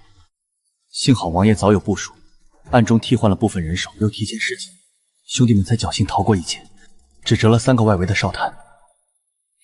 王爷，属下觉得苏二姑娘实在不像心机深沉之人。这司令之事，会不会其中有什么误会？你何时认她当主子了？属下多嘴，请王爷责罚。苏软就是精心设计的局中一枚棋子，令牌只有苏软拿到了，如今落入陆启白他们叛党手里，只能是苏软主动送出，串通刺客。苏软，如果从最初的误入寝殿，到江边的巧合相救，再到这枚恰到好处出现的令牌，都是精心设计的局，那你会死得很惨。现在还有什么想说的？花朝宴上，王爷不惜押上司令助我夺魁，其实是为了试探我，对吗？试探我是否受人指使，好判断我究竟是什么人。可是我真的不知道令牌的事儿，我离家出走的时候，连换洗衣术都只带了2件，哪有功夫去管什么令牌？况且司令那么招摇的东西，花朝宴上所有人都看见他归了我，谁若真动了心思想偷，不是易如反掌吗？总不能就因为经了我的手，这黑锅就要算我头上吧？嘴倒是挺硬。王爷，我说的都是真的。嘘，本王给过你机会解释，可你的解释太敷衍了。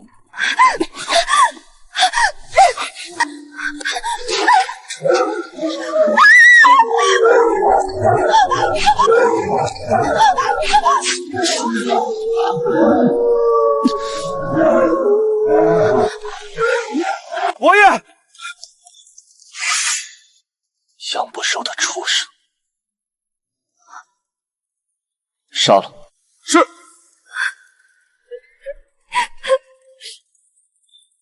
伤到哪儿了？没伤到。又没伤到，哭什么？我怎么就不能哭了？我招谁惹谁了？我就想离开那个家，找个地方好好活着。我有什么错？你偏偏不放过我，又是喂毒药，又要砍我的手，现在还差点被狼给吃了。早知道你是这么恩将仇报的人，我当初就该让你死在江里算了。闭嘴！行了，走吧。去哪儿？包扎，不然等着血流干吗？哦。站都站不稳，还哭那么大声。站都站不稳，还哭那么大声。等哪天我把你按在地上砍手，扔进笼子里喂老虎，我看你腿软不软。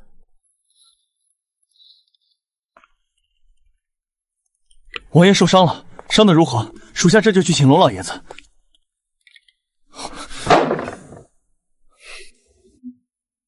不对啊，王爷不是去找苏二姑娘算账的吗？怎么苏二姑娘一点事儿没有，王爷自己都弄了一身伤回来？魏大人，你怎么来了？我来找我家姑娘呀。我听说王爷要带我家姑娘去看狼，我长这么大还没见过真的狼呢，就想来求求姑娘带我一起瞧热闹。哎，别！干什么呀？我就问问。问什么问？王爷现在正在气头上，你要是敢这时候闯进去，信不信他把你……那狼看不成了。不就是看狼吗？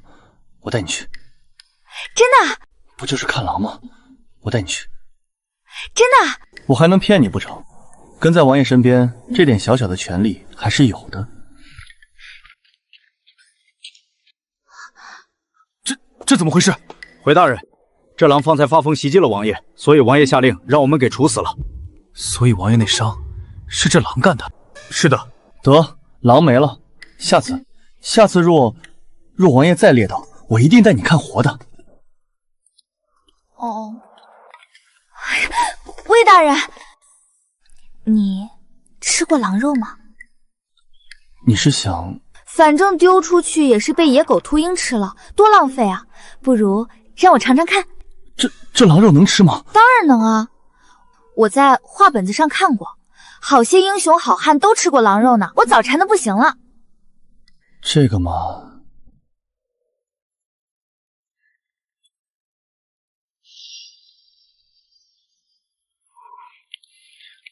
真没想到啊，梨子姑娘竟还有这手艺。那是，我家姑娘爱吃，我自己也嘴馋，所以别的本事没有，烧饭做菜琢磨吃食，我可厉害着呢。魏大人，尝尝。好吃。来，大家都尝尝。香，真香！梨子姑娘好手艺，比城里最鲜楼的烤羊腿还香。说起来，今天可真险啊！那老虎也不知怎的就发了狂，撞开笼子扑出来，爪子直冲着苏姑娘的脸就去了。王爷当时就站在旁边，想都没想，抬手就用胳膊去挡，那爪子再往上偏一点，可就落到王爷脖子上了。是啊，谁能想到呢？王爷一开始把苏姑娘吓得够呛，我们还以为，谁知道后面居然会替她挡那一下子，就是真是没想到。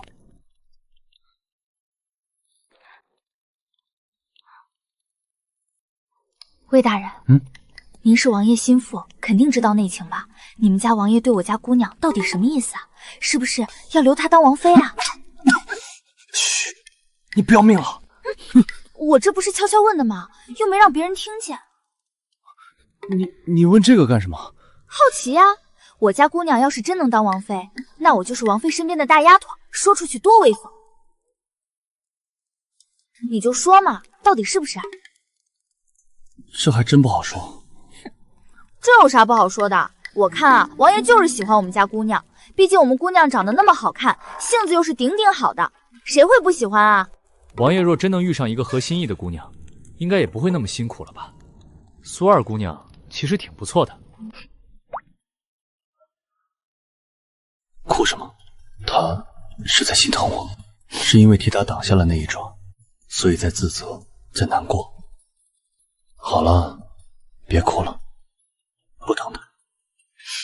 骗人，这伤一看就很疼。幸好那一爪子没抓在我身上，不然我肯定痛死了。所以你哭成这样，不是因为担心我，你是在后怕这伤差点落到你身上，怕痛死你了。不然呢？你这个女人到底有没有良心？我怎么了？我为了救你的小命才受伤，结果你只庆幸伤的不是你，而我怎么样和你半点关系都没有。是你非要拉我去看狼，还好意思说是为了救我？你是自作自受。我自作自受？滚出去！你别动了，我好不容易才处理好的，你看你又弄裂了。不用你管，滚出去！你以为我想管你啊？你以为我想管你啊？好啦，我怎么会不关心你呢？若不是王爷您英勇无畏的替我挡那一下，我肯定一命呜呼了。您别跟我一般计较了。让我先把血止住，好不好？好啦，你以为在包粽子呢？那我帮您再整整。行了，就这样。王爷，你现在该相信我了吧？信你什么？就是那令牌的事情，真不是我干的。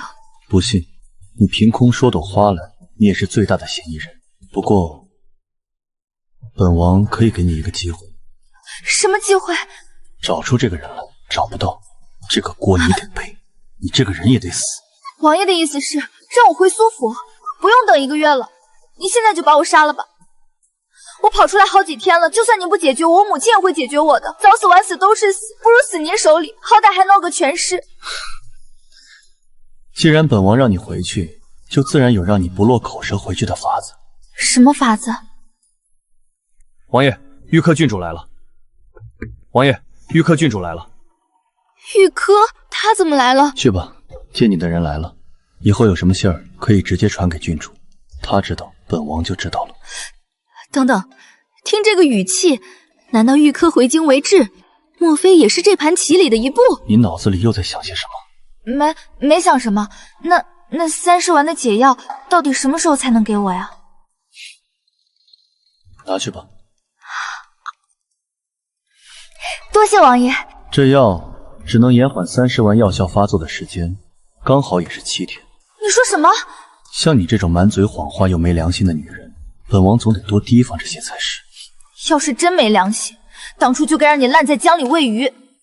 放心，只要你乖乖听话。王爷，郡主那边。去吧。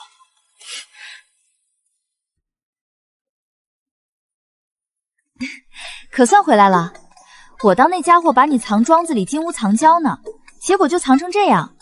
先收拾收拾换身衣裳吧，你这样我可不敢带你回京去。满京城这些贵女里头，论模样还是你酥软拔签儿，稍一收拾便能把人的眼睛晃花。那是自然，我若是皇帝，见了这样角色，定不管不顾也要抢进宫里去当妃子。真不害臊，我这叫美而自知。好吧，我得修正一下我刚才的话。苏二姑娘不仅是满京城贵女里最好看的，性子也是最合我心意的，总不像京城这些无趣的人。你怎么知道我脚的尺寸？也太合脚了。我可不知道，知道的另有其人。我向来不在这些衣裳首饰上多费心。好了，既已准备妥当，咱们就走吧。再拖下去，回城天可就黑了。那你在这等我一下，我去叫梨子。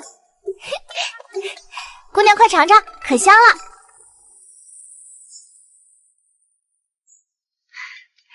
郡主也尝尝，这丫头别的不行，摆弄吃食倒是一把好手。确实好吃，只是这肉口感倒不像寻常的肉，是狼肉。姑娘怎么了？没什么。你们吃吧。花朝宴后，父亲嫌我丢了颜面，竟将我关了禁闭，连母亲都不许探视。苏软，你给我等着，总有一天我要你跪在我面前，把这些耻辱10倍100倍换回来。姑娘，慌什么？一点规矩都没有。姑娘恕罪，奴婢有要紧事禀报。说，这几日奴婢按姑娘吩咐紧盯苏府大门，然后那苏二姑娘自打花绸宴回来，再没露过面。她当然没脸见人，凭她也配夺魁。怪就怪在这儿呢，姑娘。那张嬷嬷拿着卷画像，在偷偷打听一个姑娘的下落。画像你看清了？虽说奴婢只远远偷看了一眼，但瞧着那眉眼轮廓，至少有8成像苏二姑娘。一个尚未议亲的闺阁小姐，悄无声息的不见了踪影，苏府却不敢声张，只敢偷偷摸摸的找人，说明怕坏了苏二姑娘的名声，将来可就不好说亲了。不错，这其中的遐想空间可就太大了。我也该出去走走了，去备个帖子，就说我久仰苏二姑娘诗才，今日特去府上讨教，再把平日与我相熟那几位姑娘都一并请上，一同去苏府热闹热闹。这回我倒要看看你怎么翻身。又是一夜了，软软，你到底在哪里？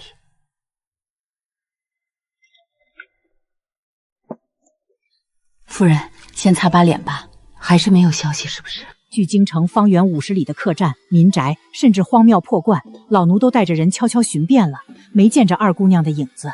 她一个大活人，难道还能凭空消失了不成？夫人千万保重身子，二姑娘吉人天相，定会平安无事的。将军那边也接到了信，回信说已日夜兼程往回赶，最迟明日便能抵京。将军手下能人多，定能找到二姑娘的。一个娇生贵养的姑娘家。夫人，乔姑娘来了。哪个乔姑娘？是御史大夫乔大官家的乔姑娘。夫人，这乔姑娘来的蹊跷，莫不是她从哪儿听说了二姑娘不在府中，故意带着人来寻衅找茬？去告诉乔姑娘，便说二姑娘昨日感染风寒，不便见客，请各位姑娘先到花厅奉茶，我稍后便去。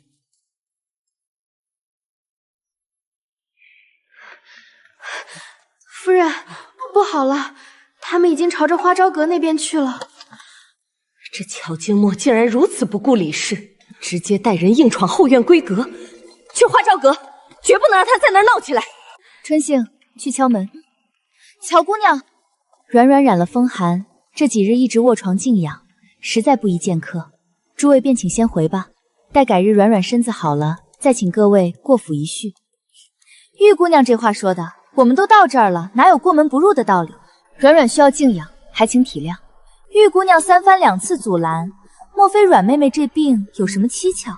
还是说这屋子里压根儿就没人？乔姑娘，此处是辅国将军府的内院，您不听劝阻擅闯至此，难道乔大人平日里就是这般教导姑娘的吗？玉清河，你算个什么东西？不过一个父母双亡又寄人篱下的孤女，也配在本姑娘面前摆谱？住手！苏夫人，没事吧？姨母放心，我没事。乔姑娘今日这般兴师动众，带着这么多人闯我后院，到底想干什么？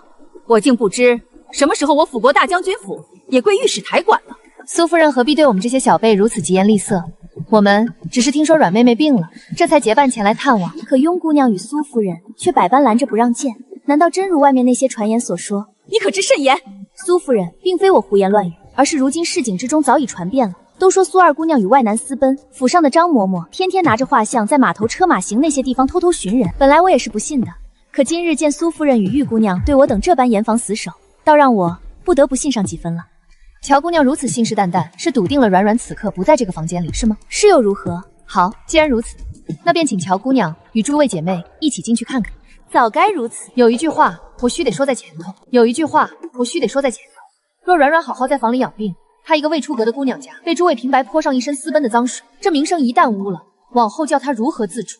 届时恐怕就要麻烦乔姑娘以及今日同来的诸位姑娘，随我去一趟御史台，将刚才那些市井传言，当着乔大人的面，好好分说分说了。静默，要不算了吧，好不容易有个机会可以把苏然踩进泥中的机会，我不甘心就这么走。好，我就跟玉姑娘赌这一回。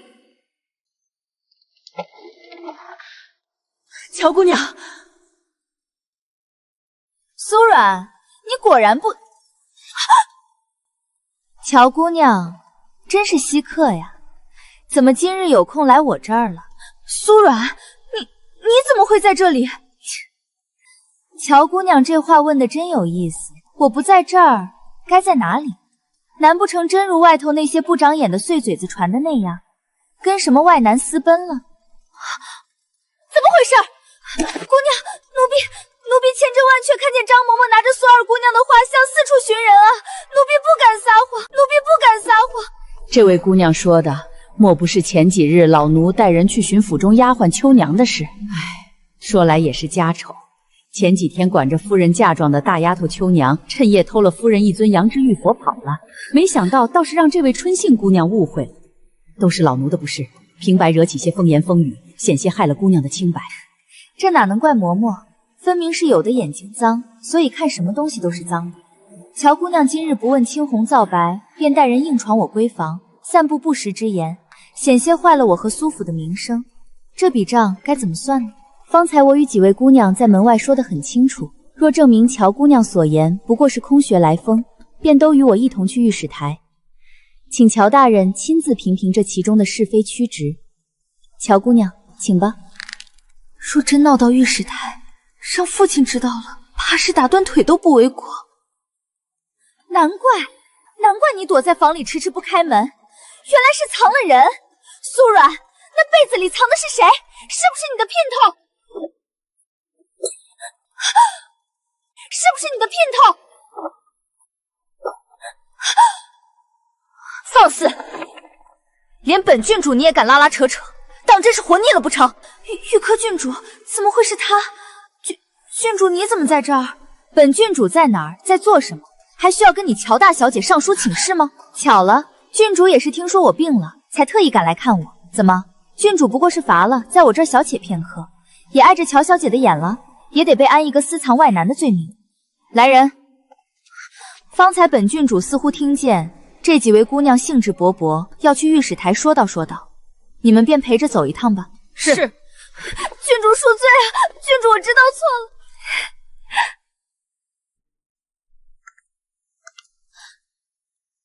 跪下。母亲，姨母，软软她才刚回来，身子怕是还虚着，有什么事不如到时候再说。这几日去哪儿了？苏夫人息怒，此事说来都是玉壳的不是。我初到京城也无知交好友，那日花嗔宴上与软软一见如故，只觉相见恨晚，便没顾上礼数，擅作主张接了软软去我府上小住了几日，想着与她多亲近亲近，没来得及跟夫人知会一声，让夫人担心了。夫人若要怪，便怪我吧。郡主快请起，这如何使得？夫人，我这性子在边关也惯了，行事没个章法，真不能怪软软。姨母，幸而如今软软平安无恙的回来了，这便是最大的幸事了。既然郡主开口，今日便算了，起来吧。多谢。既然如此，那我就先告辞了。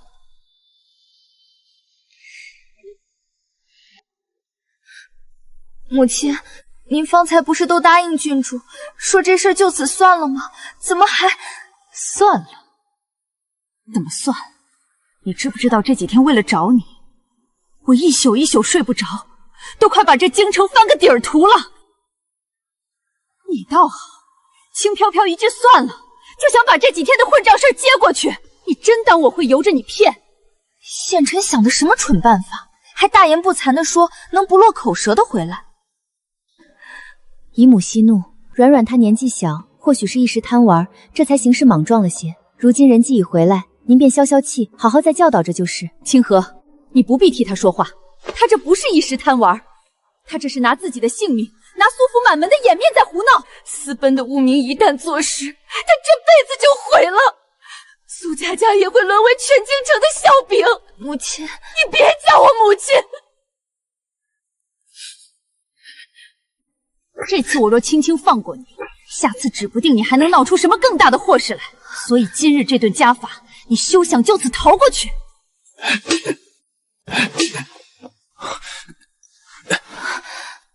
没事吧？这是苏明熙。将军继儿，你们怎么这时候到了？信里不是说至少要等到明日午间吗？哎呦，夫人，你下手可真够重的，痛死为夫了！站住！你们给我回来！你先别追了，先帮我看看我这胳膊。你就会护着？你到底知不知道他这次闯了多大的祸？夫人消消气，不就是小孩子贪玩跑出去野了几天吗？你听听你说的是人话吗？一个未出阁的姑娘家，莫名其妙失踪好几天。夫人教训的是，这丫头确实是无法无天，实在该骂，也该狠狠教训。待会儿我就去找她，把她骂哭的稀里哗啦，让她再也不敢犯浑，好不好？不过夫人，你先帮我看看这伤呗，我是真疼啊！你瞧瞧，都肿起来老高了，战场上挨一刀也没这么疼啊！你快看看，活该，一点皮肉伤而已，待会儿让张嬷嬷拿药酒揉一揉就好了。那夫人帮我揉。哎呦，夫人要见死不救喽！你说你都多大年纪了，就不能正经点儿？多大年纪不也是你夫君吗？受了伤自然要你管。回屋再说。好，夫人你扶我一把，我头晕，站不太稳。姑娘，你没事吧？夫人打你哪儿了？疼不疼？严不严重啊？你只管放120个心，有你家大爷在，怎么可能有事儿？喏，拿着。大爷，这是……自然是赏你的，多亏你这小丫头机灵，直到跑去前门给我和爹报信儿，才免了软软今日受苦。这银子你且拿着买糖吃去。多谢大爷赏。没想到啊，梨子，关键时候还知道跑去搬救兵呢。那可不，虽说奴婢脑子不大聪明，但关键时刻可从不掉链子。就知道夸你的好丫头，不知道夸夸你的好哥哥。若不是我和爹及时赶到，就你这小身板，非给娘打个半死不可。多谢我的好哥哥出手相救，大恩大德，没齿难忘。这还差不多。对了，我这次回来给你带了好多好东西，都是关外才有的稀罕玩意儿，保准你喜欢。哎，慢点慢点，东西全在我屋呢。进来看看，进来看看。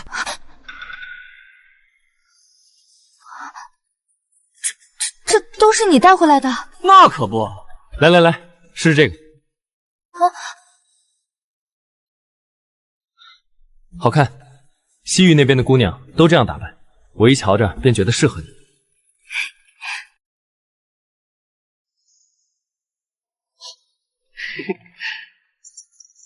好玩吧？我第一眼瞧见就觉得有趣，想着你肯定会喜欢。这些都是给我的？是不是太少了？都怪爹，我本来还带了好多东西呢，什么波斯地毯、和田木雕，还有一对活蹦乱跳的小狐狸。结果他非说马车拉不动，死活不准我带。你是没看见，那对狐狸可好看了，火红的毛，跟团火似的。软软，你别不高兴，等下次哥再去关外，一定给你多的带，好不好？我不是嫌少，我是想问哪些是给表姐的啊？哎呦，这还真忘了。算了，清河有母亲疼着，什么好东西没有。原著里苏然死的时候，苏氏父子还远在关外，连消息都是许久之后才传到的，彼此剧情线根本没有交集。后来父子俩更是成为玉清河身后最坚实的倚仗，所以他一直以为父亲和哥哥也如母亲那般。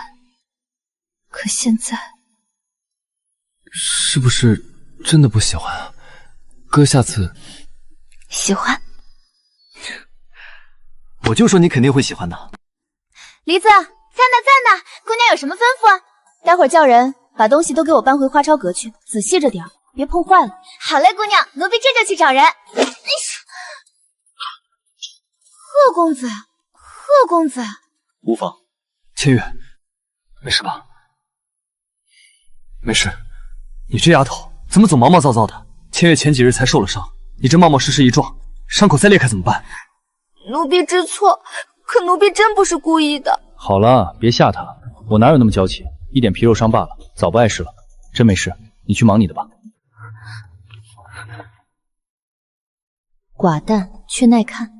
贺千言，苏秦麾下副将贺廷昌的独子。3年前西北一役，贺廷章为苏秦以身挡剑，战死沙场。临终前将妻儿托付给苏秦。贺千言则与苏明义年纪相仿，平日一处习武。后来稍年长些，便也一同随苏秦去边关历练。许久不见了。贺公子，刚才听哥哥说贺公子此番出去受了伤，可好些了吗？有了二姑娘挂险，一点小伤，将往几日便好。想必贺公子找哥哥有事相商，我便不打扰了。行，你先回去吧。晚上我让厨房做你爱吃的桂花糯米藕。好。走，愣着干什么？别总站着。苏软有意思，苏软有意思。发什么呆呢？我给你看样好东西。好。姑娘，奴婢总觉着有些怪怪的。此次您闯了这么大祸，表姑娘她不仅帮着您收拾乔京烟，还在夫人面前替您说话求情呢。这太阳是打西边出来了，还是她憋着什么更大的坏招呢？你想什么呢？她帮我纯粹是怕事情闹大，影响苏府的名声，波及到自己罢了。哦，那万一她是想博夫人欢心，故意装好人呢？她不需要装，毕竟在母亲眼里，她做什么都是对的，所以她犯不着费那个劲儿。姑娘，行了，总之你记住了，以后看到她能躲就躲，千万别去招惹她。困死了。你怎么在这儿？你干什么？你干什么？装什么？这没别人。贺千言，你疯了！你先把衣服穿好，有话好好说，我不是那么随便的人。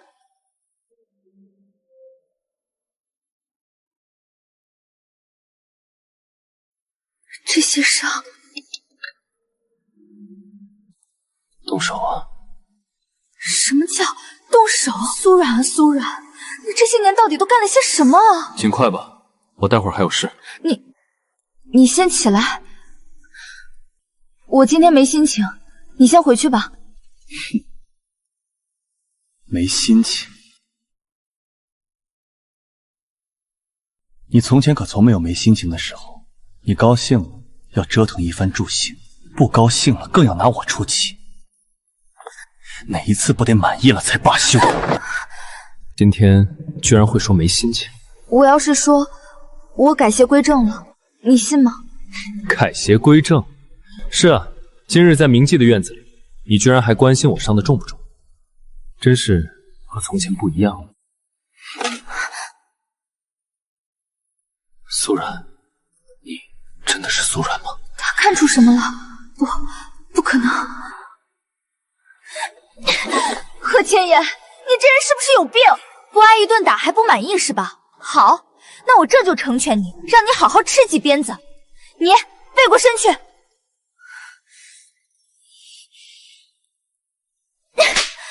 随你怎么想，怎么说。反正以后我不想打你了，你没事也别来招惹我。我这院子，你更是一步也不许踏进，听到没有？你到底在……走走走！原主，你真是造孽！这都留下的什么烂摊子？真不知道底还埋着多少我不知道的坑，等着我这个冒牌人去跳。不管你搞什么鬼，我一定会亲手将你解决。烟尘，你别走，你别动了，我给你处理伤口。真是疯了！我说祖宗，你又伤哪儿了？自打跟了你这个不省心的，老子真是一天安生日子都没有。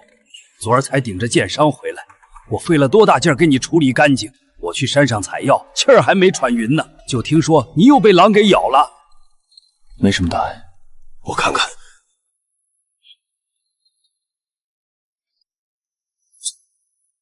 谁给你包扎的？这手法！给你重新处理包扎一下，这绷带缠得松一扣紧一扣的，血都没止利索，万一化脓就难办了。不必了，就这样吧。什么？这样挺好的。我看那狼把你脑子吃了吧？你很不对劲儿。这伤到底谁给你包的？我可听说了啊，昨夜你往庄子里带回来一个姑娘，不仅亲力亲为给她挑了衣裳首饰，连那鞋的尺寸都是你划定的。上次给我的紫金丹还有没有？紫金丹？你不是不喜欢温补调理的丹药吗？我体内那毒中的太深，吃了也无甚用处，拿来逗逗小猫还行，拿来逗逗小猫还行。就剩这5颗了，你省着点用。你体内内毒已陆续变出了其中7种，只剩最后2种，始终摸不准到底是什么。不过既然已经有了方向，就不算全无希望。你只需尽力，保我到大仇得报那一天就行。14年了，从在冷宫里见到他到现在。王爷，得，我也不在这碍你的眼了。查得如何？苏二姑娘那边，属下让人仔细查过了，她确实痴恋沈小将军。此前，苏二姑娘总往永安侯府邸行事，还多次等在沈小将军上下朝的必经之路上，试图拦车，扬言要嫁与他为妻。还有呢，还有，苏二姑娘与那位贺前言贺公子似乎也有些牵扯。似乎，贺前言入夜后不久，便又去了苏二小将屋中，出来时衣衫略显不整。王爷，您的手。本王倒是小瞧了他，一个沈昭也还不够，还要勾着个寄人篱下的破老妇，他就这么……王爷息怒，因为离得远，又隔着门窗，并未看清屋内情形，未必就是……闭嘴！你胆敢再帮他多说一个字，本王现在就拔了你的舌头！王爷，你的伤是不是也对谁都这样想，这样闹，这样不知死活的撩拨呢？王爷，滚开！太细了，好像一下就能捏断。燕晨，我老，别走。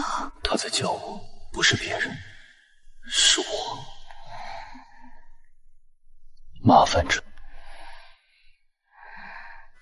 苏然，遇见我之前的事，我都原谅你。但如果以后再被我发现，你还敢背着我招惹别的男人，我会剁了他们，也会剁了你。姑娘，该起了。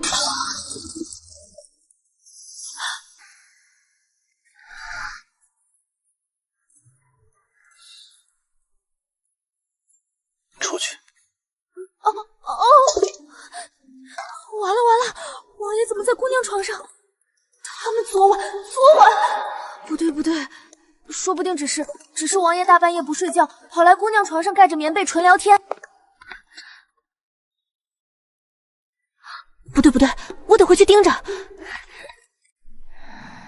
这都吵不醒你，把你卖了都不知道。走了。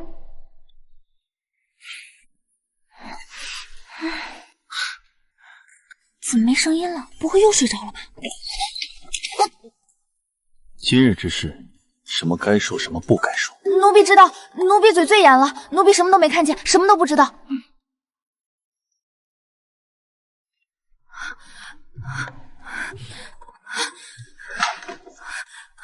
姑娘，快醒醒！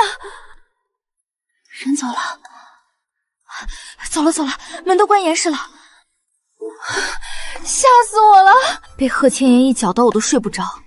结果又来了个燕晨，一来就掐住我的脖子。Oh my god！ 还好我随机应变。这人怎么跟个病娇似的？姑娘说什么？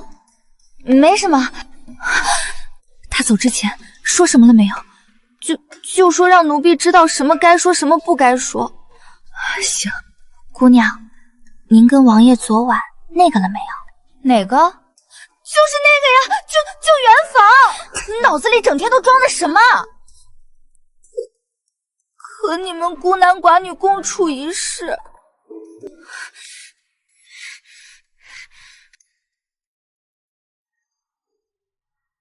这疯子属狗的吗？姑娘，你真跟王爷？没有，什么都没干。行了，赶紧梳妆，等下母亲该发火了。魏峰，王爷，那个姓贺的呢？回王爷，贺千言那边也查过了，此人身世没什么问题，这几日也盯得紧，暂时并未发现他与什么可疑的人往来。白日里多半在苏明妓院中，并无异常。你是故意气我是不是？属下不敢。你觉得我是想听这个吗？贺千言自那夜之后，再未进过苏二姑娘的房间，两人在府中也几乎没什么交集。那女人说到底只有点小聪明，你让人盯着点儿，别惊了本王要钓的鱼。王爷嘴上说着怕坏了钓鱼大计，可分明是怕那位苏二姑娘查得太莽撞，把自己折进去。你又在想什么？属下这就去安排人盯紧苏二姑娘那边，绝不会让她出一点岔子。你如今倒很会揣度本王的心思。属下不敢，属下只是……行了，退下吧。等等，明日让郡主来一趟，别惊动了人。是。